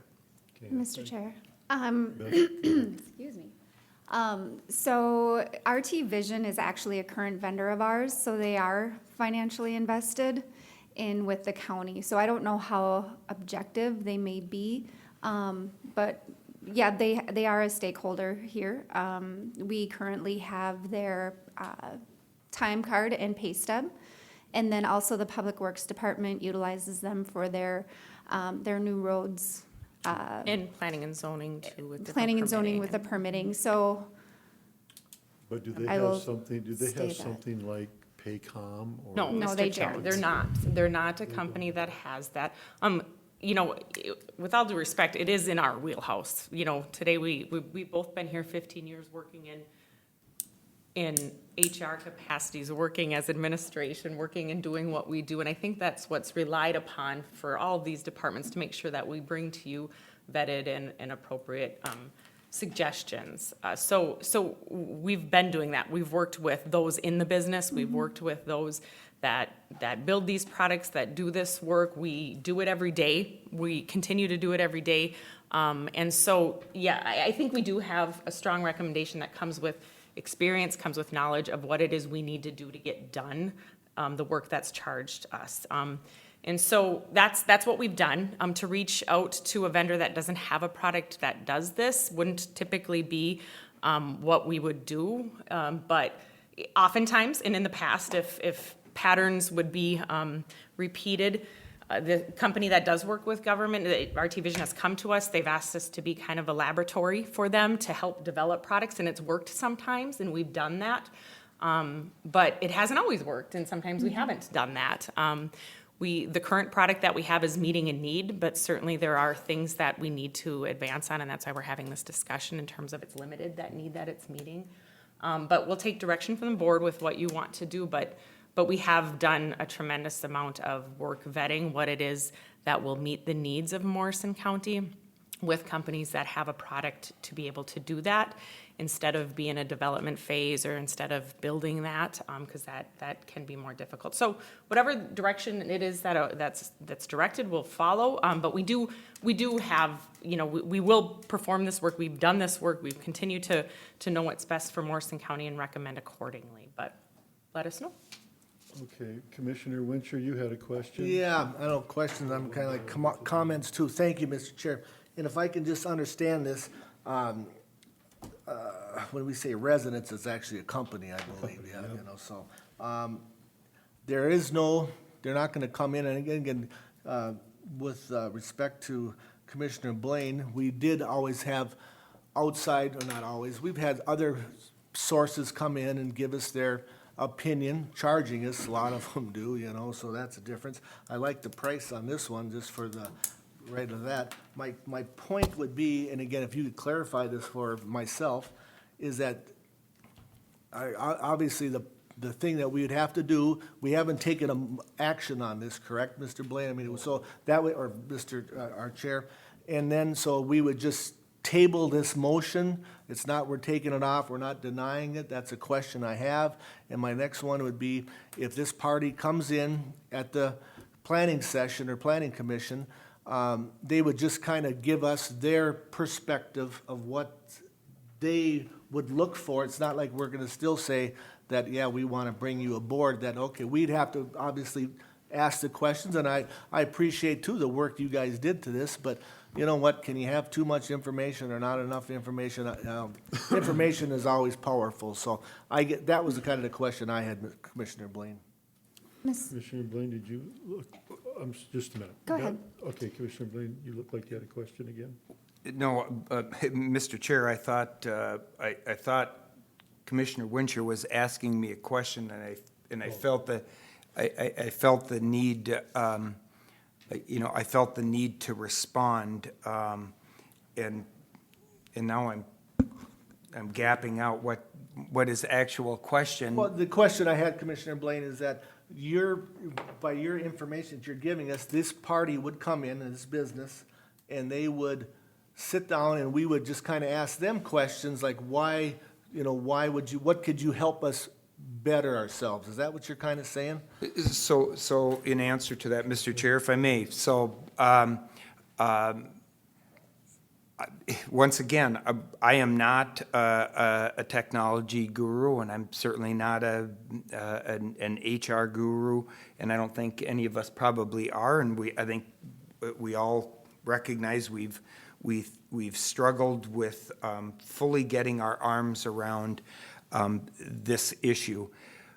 How I would see this maybe playing out, I should say, or how I would see us proceeding with this is I would like to table the motion or the action that Ms. Hamlin is bringing forth today. I would like to extend the invitation to RT Vision and their professionals to come and give us a presentation on what they can offer to us to help us fully vet this program. And I would like that to happen a week from today because we have a planning session, and that they would educate us then on what they would, kind of their scope of work on what they would do and what they could, what kind of information they could provide to us going forward, and exactly how they would go about getting that. I also have to acknowledge that in my discussion with their owner or founder, that they certainly are not, don't have, let's say, issues with the system that's being proposed. It's their motive on this is not to come and say, we don't like this system. They recognize the fact that this board has had questions that have not had clear and concise answers. They also, being in this business, understand the importance of having full understanding on that. And so the service they look to provide to us is simply to help the board have a greater and full understanding of what this system is. Okay. Commissioner Jelinski. Mr. Chair, thank you. And Commissioner Blaine, thank you very much. These folks are willing to come here at no charge and as a service to the county, and I'm telling you, respect to everyone. All the respect to you, and certainly, Beth, all the respect to you. I've supported this, I think, almost from the start, and this is something because of what I understand it to be. I'm going to just take a step back now and say, well, I got to be honest with you, I'm not a technical guru either. I'm just going upon the information that has been presented to me. And wherever this goes is where it goes. I would have no issue personally information is an important thing. The more information that you and I and everyone can have to make any kind of a decision on anything is a good thing. Okay, thank you. So be it. Thank you. Beth? Mr. Chair, to bring in RT Vision, I would very much want to make sure that there's no conflict of interest. I would almost prefer to have a third party who has an unbiased opinion, who doesn't have any stake in the game, or who isn't a current vendor, come in and have that conversation with you about the company. The one that comes to mind that I can think of is through Gallagher. They have a component of their technology team where this is all that they do. They vet tech systems, they look at other management systems for excuse me, for government and large entities, and that is who I had spoken with to get that third party when I was doing my independent research, because we were deciding between the two and there were pros and cons naturally. So for me, I would feel more comfortable having that third party come in, but if it is the wish of the board to have RT Vision come in, my concern would be that it would be a conflict of interest. Yeah, Mr. Chair, I guess I'd like to know how to structure that, or how we would want to work with them. I mean, again, they haven't worked with administration in terms of talking about what it is that they would know about our business that we don't know. And so I guess I would like some direction on how that conversation will go, or if we could, it would be something Beth and I would need to reach out with them for, but I have the same concern. We did meet with an independent party whose job is to, with no stake in the game, vet companies and what's best for companies and how they work. And so great idea, good point. We did that without a current company that has a vested interest in the business that we do and how we do it. So I guess, yeah, that is a concern too, and I'm not sure how to maneuver that. Mr. Chair, so when you say conflict of interest, so is this HRS system going to be taking away part of the duties that RT Vision is currently doing? A portion of it, yes. A portion of it? But not entirely. Yeah, the timekeeping and then the pay stub component. Pay stub component. Yes. Okay, and then Commissioner Blaine brought up the email we received from our IT director, and this is the problem when it says, I don't feel we can guarantee anything will work as we hope it will. I mean, that's the concern that this board is having, and it's a considerable sum of money. So those are just my 2 cents I wanted to add, and you clarified that one question for me. Thank you. And Mr. Chair, how I read that from Amy, which is how we've identified is that when you do a conversion, there are questions that you have. There are processes you have to go through to make sure that works. She's done this and she's worked with IT, and she's not here, she's on vacation, otherwise we'd have her speak to it. But that's when we've met as a group, the message. And that's the message we've given to you from day one. There's never a guarantee. I remember when I was part of that transition from tax systems, when we went to Manatron, oh my goodness, the unknowns and the hiccups and the difficulty working through that process is real. When we've done conversions in other areas, when we've had 911 conversions, where we've had systems conversions in other areas, there's always that unknown, and that to me is what she was speaking about, is that we can't guarantee, we can't sit here and say it's going to work perfectly every step of the way, but we certainly will work very hard to make that happen, knowing how software conversions go. So, not putting words in her mouth, and we can all interpret how she spoke to that, but that's the discussion that we had as a group prior to that going out. And so this is a local company, Morrison County. Is Gallagher in Morrison County? No.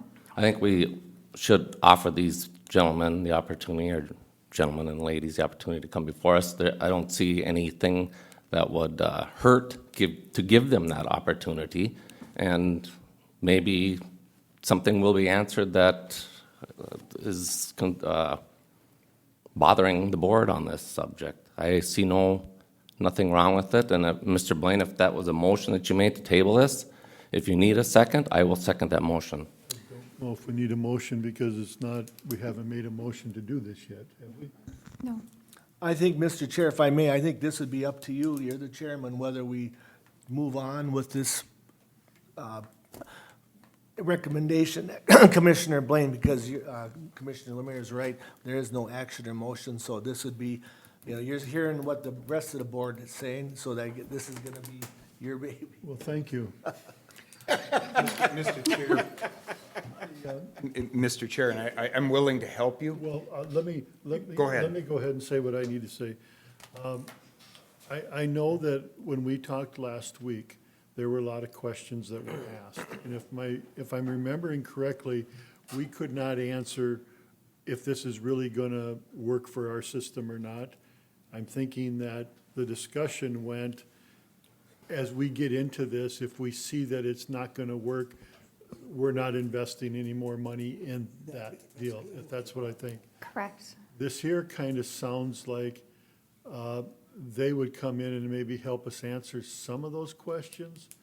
The only thing that I'm concerned about a little bit here is timing. I know you had talked about timing's kind of important by the end of the year, whatever.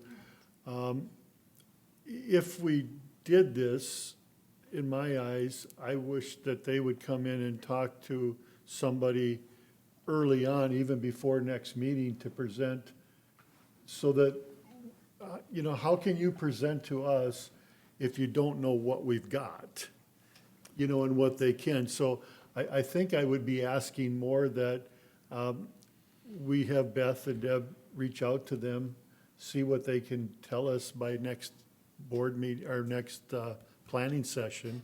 And at that point, we discuss whether they can do something or they can't do something. Because if we wait a week and they come in and say what they can do, now we've got to wait at least another week. And I think timing was a little element. But I do think that maybe this is brought up because we couldn't really answer some of the questions that the board had at that time. And we may never be able to answer that, I don't know. Right. But I think it's, well, Mr. Blaine, you help me if you need something else on that? No, Mr. Chair, you know, I'm gonna make 2 points. Number one, I recognize timeliness, but I also recognize that, as a board member here, and I'm not gonna speak for the rest of the board, but as a board member, I feel it's extremely important that we're thorough when we make a decision. I'm not comfortable going forward with this where we have questions that haven't been answered. We had, you know, I'll take you back a week, and we asked a staff member here if the proposed system would interface with the system that that person uses with reporting, and reporting that has to do with audits and with our interaction with the state of Minnesota. And the answer to that was, we assume it will work. We're not going to do things on assumptions. And we're going to vet this, and we will bring in resources to help us vet this if we need. And that's what I'm suggesting that we do. I don't appreciate where staff would say, well, you know, let us do this and we'll figure out things as we go along. I don't think that shows good leadership by us certainly in the decision-making process, when we have the ability and we have the track record that when we have issues that we don't have a full understanding of, we've paid for people, attorneys and others, to come in and spend time with us so that we're clear. I see nothing different in this situation. I understand the concern that staff from administration may have if this company has an interest in some systems that are currently used that are their companies. That will be one of my first questions to this company is can you be objective, and can we hold you to no conflict of interest in this process? You know, I'm not interested in necessarily jumping the gun on this, but would welcome the company to come forward before us a week from today and do a presentation and show us we will be able to see their expertise or lack thereof.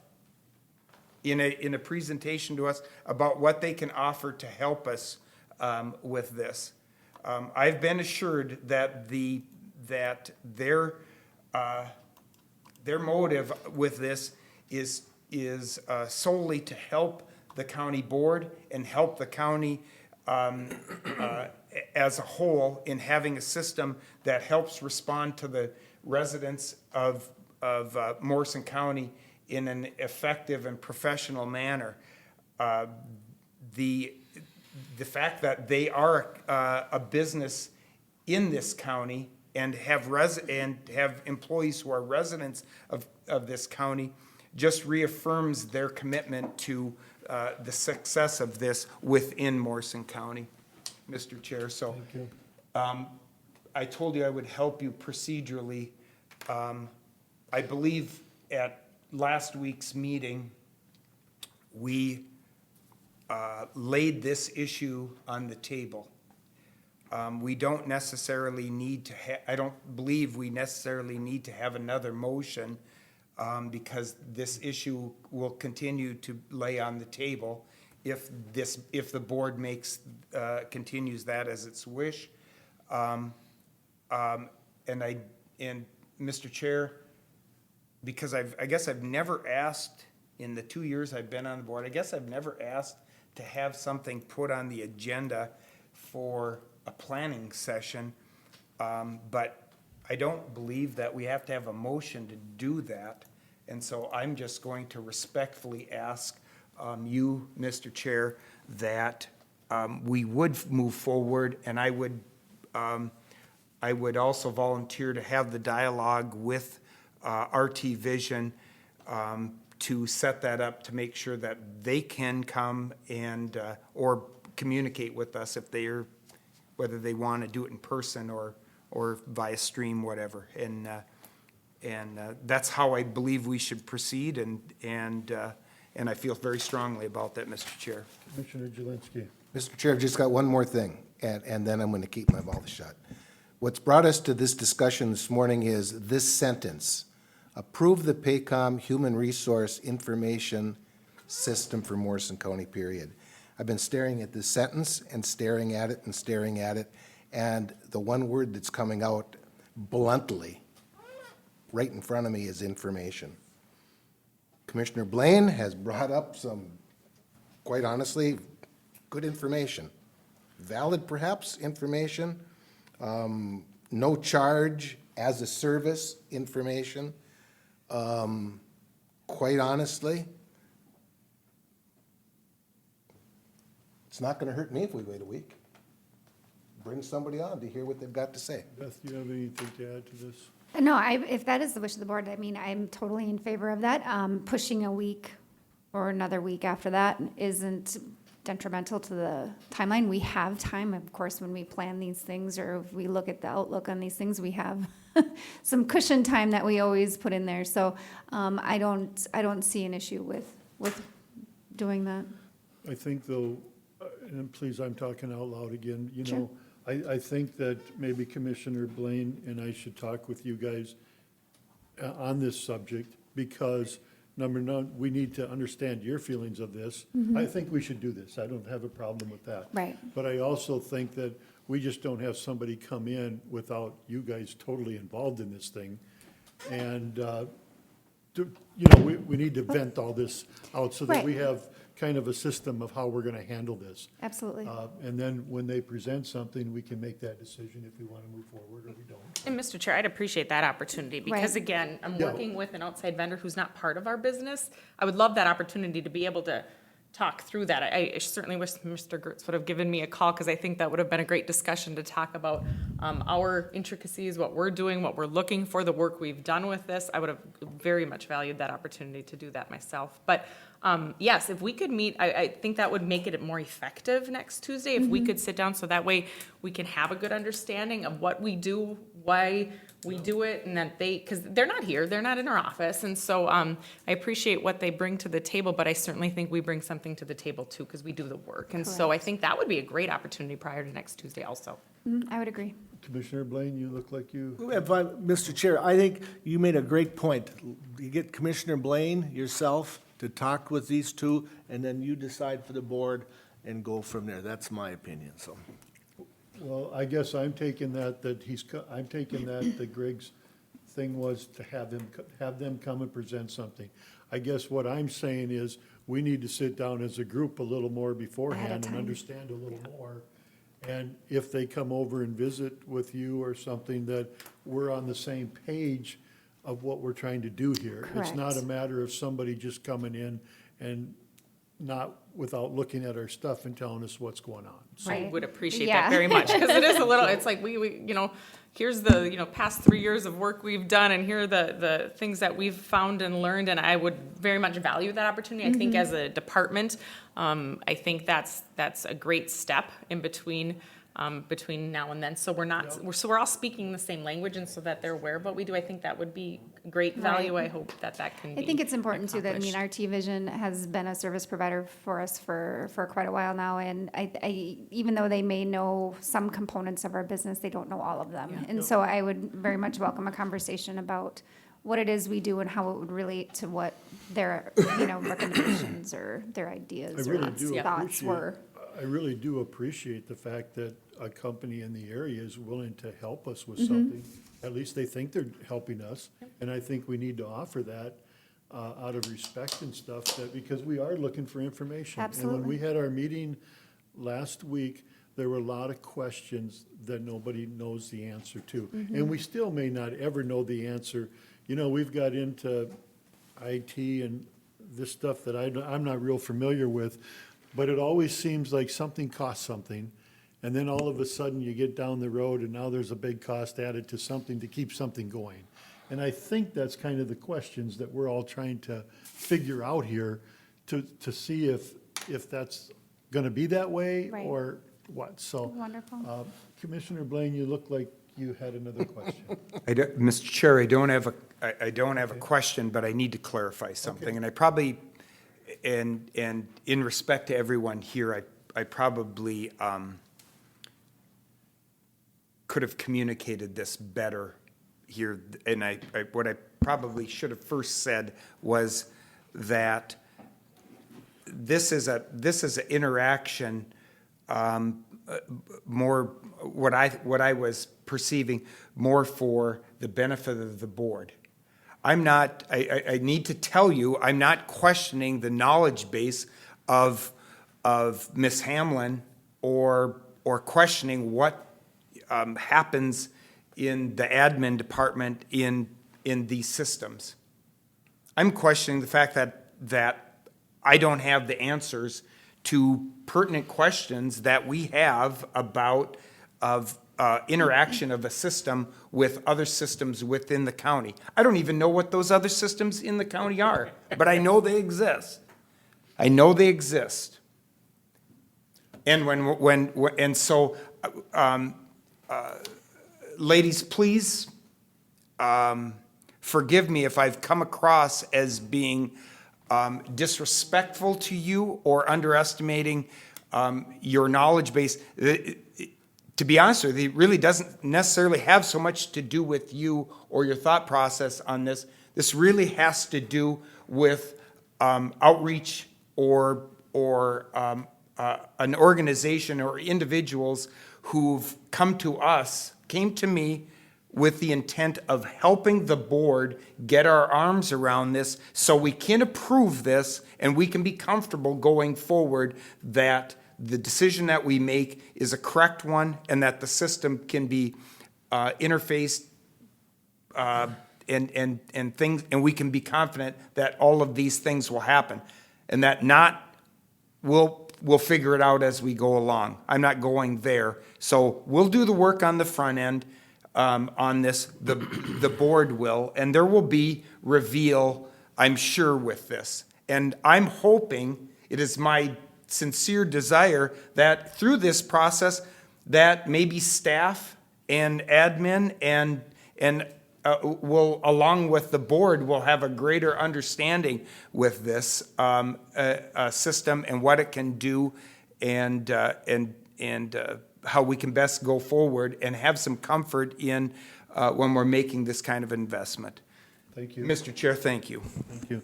Okay, I think what we're gonna do is we're gonna leave this on the table. Okay. Just like we had, we'll sit down and discuss what process we're gonna do to do this amongst us. Perfect. And I thank you very much for all the work you've been doing. Good Thank you discussion. guys so Thank you. much for your time. Thank I you. appreciate it. But if any time, in the meantime, if there's any questions or if you're just not sure, please let me know and I'd be more than happy to get you some resources or, to find answers to the questions that you may still have. So I think this will be a good step in getting to figure out or answer some of your questions. So anything will help. Thank you, Beth. Yes, you're very welcome. Thank you. And then we have, Sorry. Mr. Chair, we did receive a resignation for staff position, the payroll specialist and admin. In taking a look and analyzing this and determining whether or not we needed to fill, Beth and I met with staff, and given the taking on of merit, given the transition that might be that may be forthcoming when it comes to systems, given the proposed laws and regulations that are, both proposed and existing when it comes to HR and components, given staff, while our greatest asset is our also greatest liability, we are requesting that we keep the size of the team the same and that we would advertise and fill a payroll specialist and then backfill any internal if results would be the case. So we can keep a full team, so we can work through transitions, so we can make sure that we serve the organization as we need to serve them. I think just today we talked about 2 other vacancies and fills and all of the process that comes with that. So we are requesting that we do fill and keep the team the same so we can best serve. I think it's a good size given the size of the organization that we have. Any questions? Okay, we need a motion on this, yes. Okay, could I get a motion to replace the payroll specialist? I'll make a motion for further discussion. A motion by Commissioner Lemire, seconded by? And I'll second it, but just the understanding that this does not mean whether we approve or not, this is that we have a discussion, and then we'll take a vote on it, Mr. Chair, if that would be appropriate. I think what we're doing here is that, I think what I'm getting out of this is that we're gonna backfill this position. Fill the position, Fill. yeah. Yeah, we're gonna fill the position, so now it's a matter of you doing all your stuff you do to give everybody an opportunity for this, To fill the to position. come in and do this just like we do at every other one. Except for the fact that maybe this is the time when usually you have your question, do we need somebody there? And I think Deb had already answered that.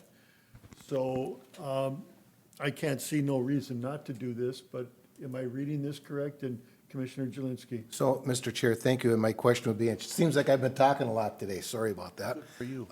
My question is, and I ask every time, and I will ask Ms. Gruber the same thing.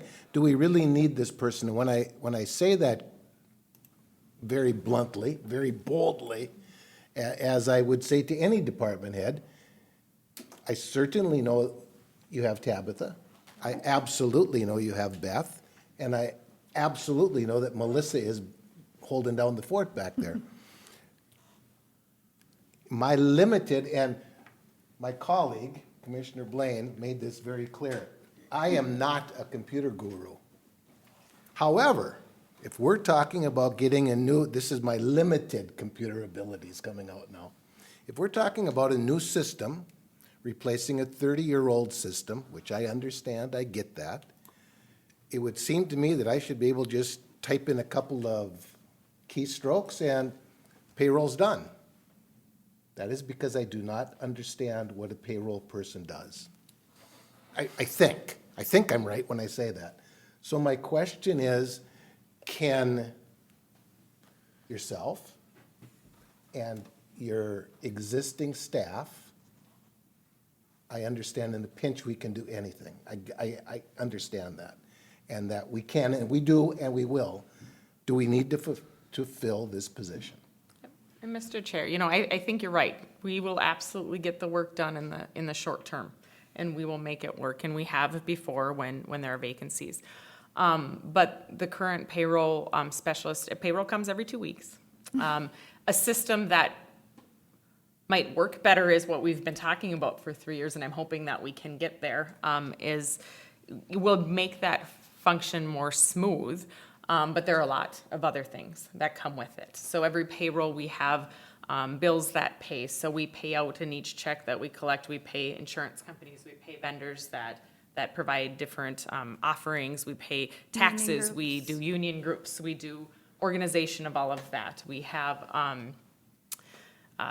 maintenance that comes with all of this. We have law changes that occur, and you apply it to a system, and you apply it to the process that we have. We have, year-end processes that begin, come November through, well, kind of March, that we process and we run.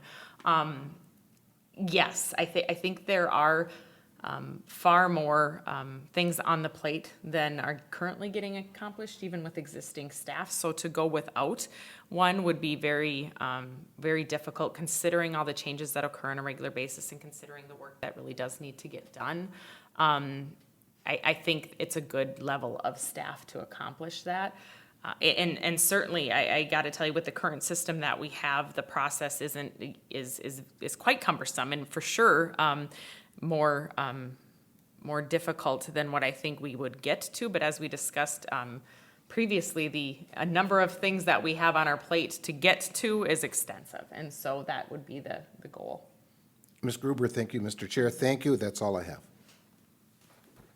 Yeah, I think these are the same questions that come up every time we Yep. replace somebody, but Absolutely. I also think what they're asking is, when it comes to paying bills and stuff, doesn't Joyce's upstairs pay them and do all that stuff? Certain ones, more or certain less? warrants and such, but payroll-related ones are processed through that. Sometimes I think we're not quite aware of the whole process that everybody takes in different offices, but I guess we're always looking at the fact that if we could hire somebody part-time, and that's what every department has been asked to look at to see if we need, because employees are still our biggest expense. And if there's something that we could do half-time or part-time, we would like that to be looked at. Yeah, So, sure, absolutely. okay, I thank you. Do you have anything more on this issue, guys, right here? Otherwise, Mr. can I Chair. make a motion in a second? Okay. Yep. Mr. Chair, I'm kind of going back to a question that Commissioner Wincher had asked about this. And this goes back to the system and the discussion that we had, I'm going to say maybe a year ago when we first talked about this, and you might have to help me, Commissioner Wincher, but you had asked the question about at that time, in the presentation of the new HRIS system, one of the most important parts of that, and one of the greatest advantages of exiting the system that we have now was the efficiencies that would be gained in payroll and in tracking of employees through the HR system, and which led to the question that Commissioner Wincher had asked, that so what was going to happen with all that time that we were going to gain from efficiency there. And so as when I look at that, at this issue here now, that same question comes to mind about how do we account for that? Am I along this correct lines, Commissioner? Because Commissioner that was always Wincher? brought up, that if we come with this new program, if I may, Mr. Chair, is that, we're gonna be more efficient, we're gonna have more hours available. And then my question was, well, where are these hours gonna go? And I'm just looking at all this here too. Now, I'm really looking at this, if for some reason the board decides not to go with a new program, I don't know, that's yet to be determined. We stay with the older program.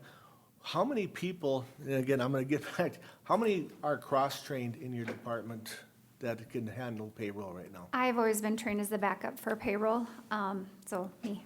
Okay, all right, so no one else is trained. Have we ever offered to ask any of your other individuals in the administration to help out in that and learn the system? I don't know. Yep, we've had conversations over the last few years about, cross-training and trying to, get a greater knowledge of, benefits and how it correlates to payroll and vice versa, just because they're so intertwined and they work so close together and, you can't do one thing over here without it happening over here.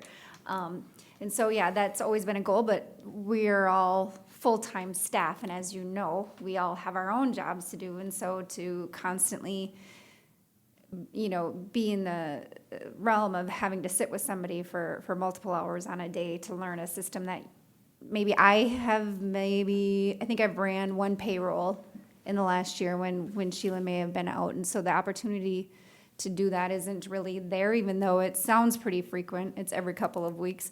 There's so much that goes into, the maintenance and the runnings of reports and things ahead of time. And so you really have to kind of start that process from the beginning and knowing what employees' changes has happened throughout the process. And so it's very time consuming. Well, Mr. Chair, and the system that we have doesn't allow you to work ahead. That's one of the major the difficulties with it. It is a, I was just talking to somebody the other day. They're like, what is the, I run a business and I run payroll all the time and it's not that hard. But we can't work ahead in the system. Some of the limitations on the green screen system that we have is you have 2 weeks and you have 2 weeks and this is the 2-week period that you're dealing with. We know what everybody's going to get paid for the next actually 2.5 years because we have systems there. We know what benefits are going to cost for the full year. We know what happens with different exceptions are there, but we can't work in the system until that time period closes and the new one starts. And so our ability to be able to, even though you can understand HR and you can understand payroll and you can understand all that, to know how to make that system work is a pretty unique set of skills and knowledge that you have. And so we have the ability to do it in backup. We have the ability to be able to run the program, and I'm not worried about that. We've done it before and we can make it work. But it isn't intuitive and it doesn't allow you to work ahead. So it does take that work every 2 weeks to be able to do that. In addition to the plethora of other things that we have going on. And we answered your question. It was a good question, our Commissioner Winter, when it came to what is it that you're gonna do if we move forward, and Beth had sent that information. We talked about it last week, I think, regarding all of the other components that really could use attention and time, staff time put towards. So that was the discussion we had just then. Okay, I thank you. I think the question's been answered. We do have a motion on here to approve a replacement. Is there any other discussion? If not, all in favor signify by saying aye. Aye. Opposed? Aye. Opposed in what? As in not? Replacement of the payroll specialist, what the motion is there, I believe. Yeah, Well, I think there was a motion for a discussion. There wasn't a motion To approve, yeah. And then you open up discussion. I guess well, wait a minute, let me, number one is we're talking about the system. That was before, right? Yep. Okay, and Moved now we're on. talking about the replacement of a payroll specialist yes. to backfill. So if we say no to this, then what are we doing? I mean, how do we, I guess I'm trying to understand, you're At this looking for time- more questions or more information?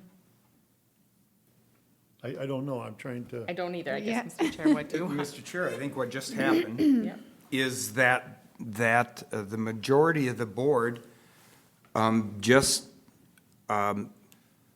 voted to not approve replacing the payroll specialist and backfilling the position. So in other words, the board did not approve hiring another individual. And I'm assuming what,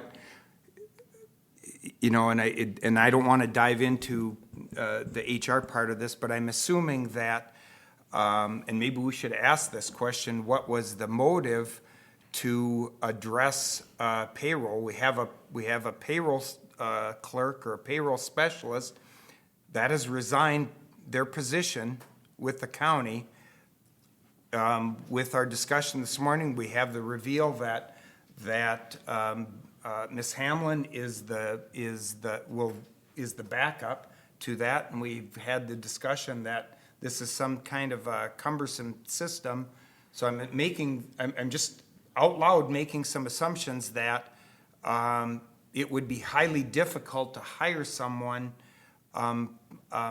outside of the organization to come in and learn the system and be able to do payroll within the timelines that we have with our current payroll specialist leaving. So I'm making the assumption then that current staff will continue to process payroll as was explained to us before, that was the action that was taken, and that what we're looking at is those responsibilities would be handled by current staff, and the majority of the board said we will hold off on filling that opening within that department, and probably till we have a greater understanding of needs. That, and that's why I voted in that affirmation, is we have a lot of moving parts right here, fellas, and they're all coming from this kind of the same area, and I think that I'm not in a rush to fill a need that we don't necessarily identify when we're talking about replacing a system within that same department that has been explained to us as being highly efficient and highly effective. And so I think we can kind of feel this out as we go along. I am grateful that and more comfortable now knowing that we have a staff member in that department that is trained to execute this.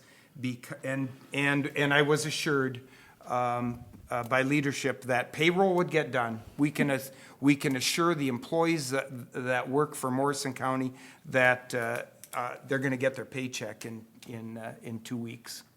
If I may, Mr. Chair, just to clarify for Commissioner Lemire, when we first made the motion, if I can reach over here, I'm assuming you made the motion to more discussion, or I've said that, to approve the replacement of the payroll specialist and backfill any internal position as a result. Is that right? Even though you're just reading it didn't say, again, I always look at, we need a motion to discuss. So in this case, doesn't mean Commissioner Lemire is for or against it. It's just that he was requesting to discuss it. Am I? Absolutely. I mean, every motion, I believe, what a should be motion made is. affirmative, and that was my motion. And I second that, so just to clarify for you, Mr. Chair, just for a comment, Yep, go ahead. if I may, whether it's today, tomorrow, or the next day, that our system gets replaced, and I truly believe it's gonna get replaced, hopefully it gets replaced before it breaks. We're in that process. We're in that process, that it's gonna take somebody to do the job. And that's just all I'll say. Thank you. Well, I guess my concern is, to not approve this here, now we've got 2 more weeks before we even get to the other meeting. That's taking the work away from, if Beth's gonna do it, that's taking her work away. I don't even know exactly how this motion came, or I know what the motion did. What was the vote? When I asked all in favor, say aye. It was 3-2 Was it- against. It was 3 to 2. I didn't say nothing yet. That's why, I didn't say nothing because I figured it was all yes. I voted in favor of it. You voted in favor? No. If you want to do a roll call, that'd be the best way to record it, if that's what your concern That way I is. understand, yes. Okay, Mike, you said No. no? Randy? No. Jeff, Yes. yes? No. Okay. I was gonna say yes, but it still went down, so. And this isn't this isn't a permanent No. thing. This is Yep. I believe that the HRS and this position run hand in hand, and that's why I voted no. I'd like to get that software system figured out and move forward from there, and I'm confident that, yeah, it's gonna be a lot of added work to these individuals, but maybe, in the long run, it'll come out Yep. better. I just wanted to make sure I understood exactly what we all just did here, and and I understand that. It's voted down for, get the system going, figure that all out, and I thank you. Yeah, Mr. Chair, I want to make one point. When we talked about this, when we talked about the HRIS system a week ago, and my colleague Commissioner Jelinski said, when we looked at the cost, and I don't have my, I'll just go off of what I remember. We were looking at a cost that was probably about 40-some thousand greater than what our current system is. And you kind of made the comment that it's kind of like adding another employee with that investment in that system. But with that system, the amount of efficiencies and time saving that we'll have with that, that gives us that gain. And so that's why I feel it's these are so related, this issue we just voted on and the issue with the system, that as we continue to vet the first issue, which is that system, we will have a greater understanding of actual true need in the department going forward, and how this investment in that system affects that. Thank you, Mr. Chair. Okay, thank you very much. All right, we're going to move on. Deb, do you have anything else? Yep. Okay, I'm sorry. As you know, this year has been crazy when it comes to figuring out staffing and needs, and COVID has been extreme. And that continues because COVID's not over. So as you recall, 2 months ago, we talked about extending those Families First Coronavirus Relief Act parameters or policy to staff, considering that COVID was still continuing. The recommendation is coming with extending that another quarter because of the impact of COVID. I think we are kind of at a pivotal point when it comes to vaccines being available, when it comes to new regulations coming about and things of that nature, but I think it'll take a few months to really hammer that out and do that. So continuing to extend those parameters until June 30th is the recommendation. Again, one more quarter, and we'll see what happens when we get closer to that point and where we're at, whether or not those benefits would need to be extended, but that's the request right now. Okay, could I get a motion on that? So moved for more discussion. Got a motion by Second. Commissioner Wincher, seconded by Commissioner Blaine. More discussion. Commissioner Wincher. Yeah, so what you're saying is that, again, I may be way out in left field, that we would move to keep having staff wear their mask? That has nothing to do with that? The associated time when it comes to impacts of COVID, if you are ill or if you are required to quarantine or if you have an issue with that, as you recall, in a very short time period, we had to develop policy to be able to adhere to that rule in law about, a year ago, when we first had COVID, when that was enacted by the federal government. The requirement was complete or was over the end of the year, but voluntarily extending that is something that we think is appropriate given the impacts to staff. We're not expanding it, we're just kind of continuing that deadline to be able to offer those benefits to staff if COVID becomes an issue for them specifically. Thanks for that explanation. Mr. Chair, do you know what other governmental agencies are doing? Most are extending it. Some have applied different philosophies to it, but I think it's pretty common to extend it just because it's still there. So when we talk to staff about our leadership and departments, not having that ability to be able to respond and allow staff that time, and then the fears of not having time is real. But again, I think we're waning. I think it's coming to an end. So when was the last time we did this? January? We did it End of December? End of December before it concluded. For the first quarter? For the first And then quarter. was it used a lot in our first quarter? We did have some utilization, Yeah. but not nearly to the extent it was over the last year. No. I think there's still some issues. I think tests have become more relevant and faster, but kids still get sniffles and daycares won't take them. And And school districts still School have the districts have quarantining. their rules still, Yeah. so. Good. Thank you, Mr. Chair. I think it's, Mr. Chair, I think this is a good thing. I think it's the right thing to do. And we go back to earlier in our meeting today, I think in the previous 2 weeks before coming here today, we've maybe got a little bit comfortable with the fact that the COVID numbers in our county were decreasing. We were feeling pretty good that, we got a stranglehold on this thing in the county. And then we have Brad here this morning and says, we have an uptick in that. And I think that all that just does is brings that sense of reality that COVID's still here and it can still affect, it's very possible that we could have employees within our organization or their family members that are affected by that would affect them and their ability to work and provide. And I think to do this extension, to let our employees know that we recognize those needs for them, I think is important. We may, God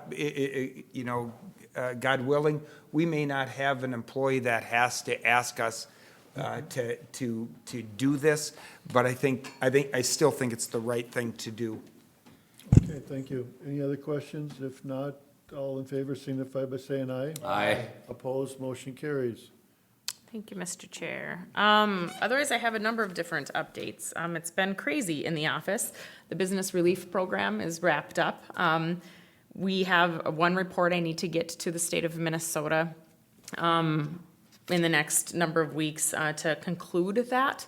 And then we'll see what they come up when it comes to different auditing. I'm comfortable that we met all the parameters, but that's a big deal.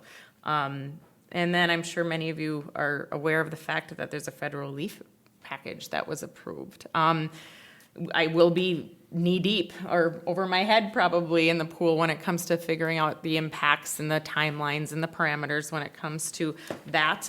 Currently, right now, Morrison County is slated to receive $6.5 million, and the timelines associated with that are going to be further developed, but that will be substantially time-consuming for me and my office. And so that will be something we'll get to you, and we'll get parameters as we learn more, similar to the CARES Act that we were given July 1st and needed to distribute by December 31st.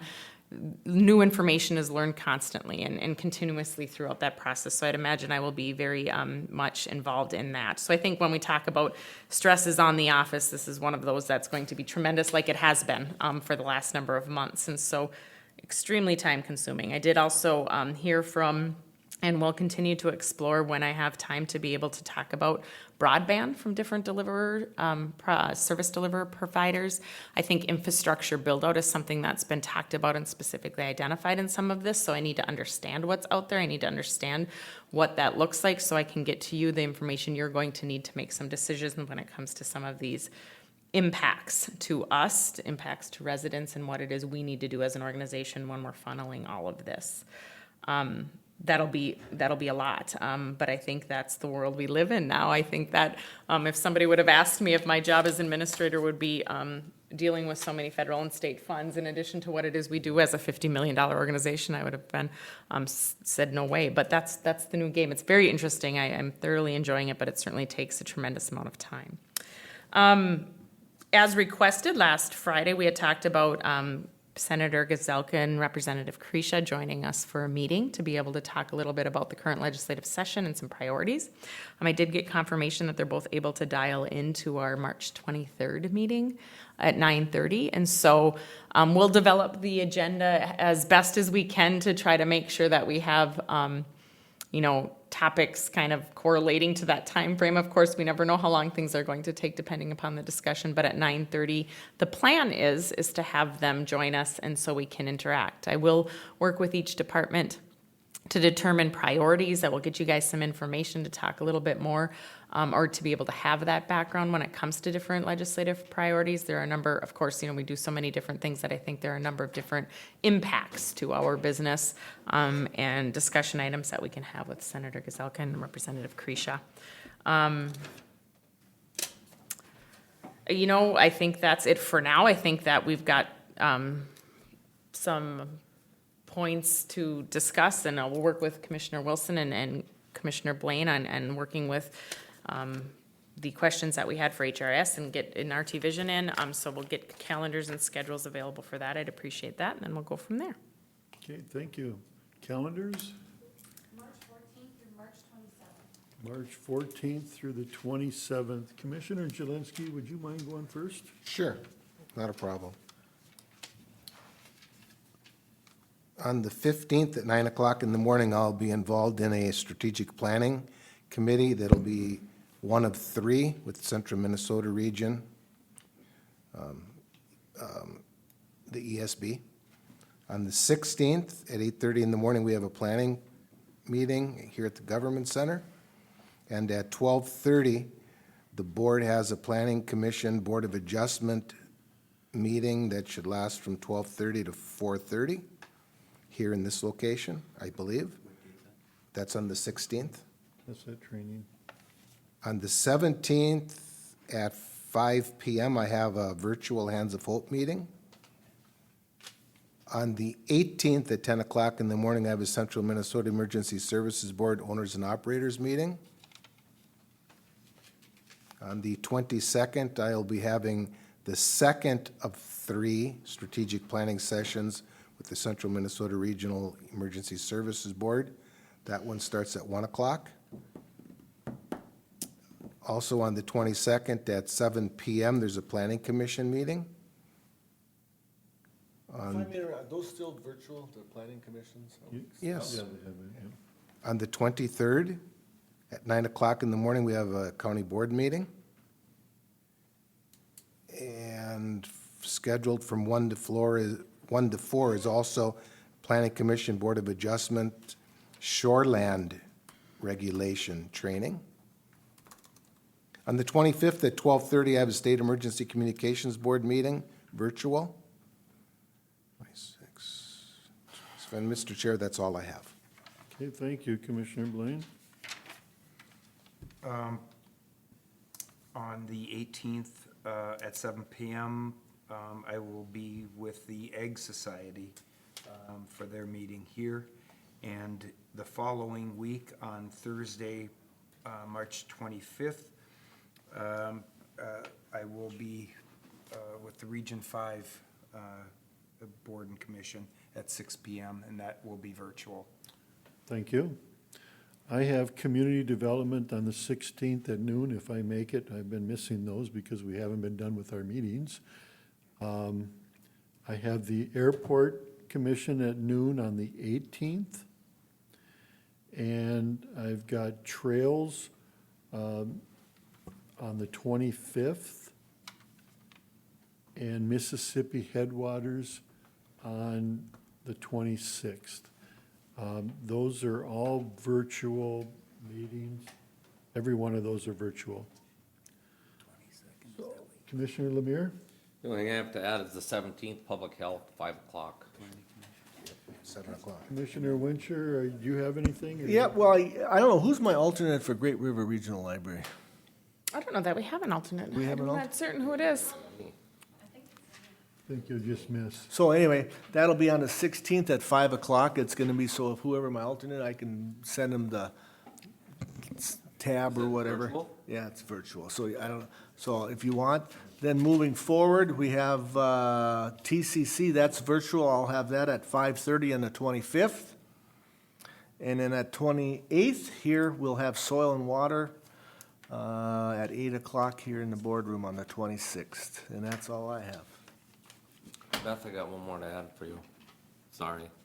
March 18th, 6 o'clock, Zoom meeting with the Long Prairie One Watershed One Plan. Okay, thank you. Can I get a motion to adjourn? So moved. Got a motion by Commissioner Wincher, seconded by Blaine. Commissioner Blaine. Any further discussion? Not, all in favor signify by saying aye. Aye. Thank you, and thank you for all the discussion we had today on stuff.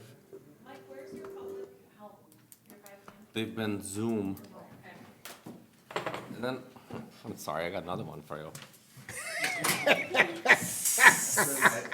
It's March adjourned. 22nd, stand up for you.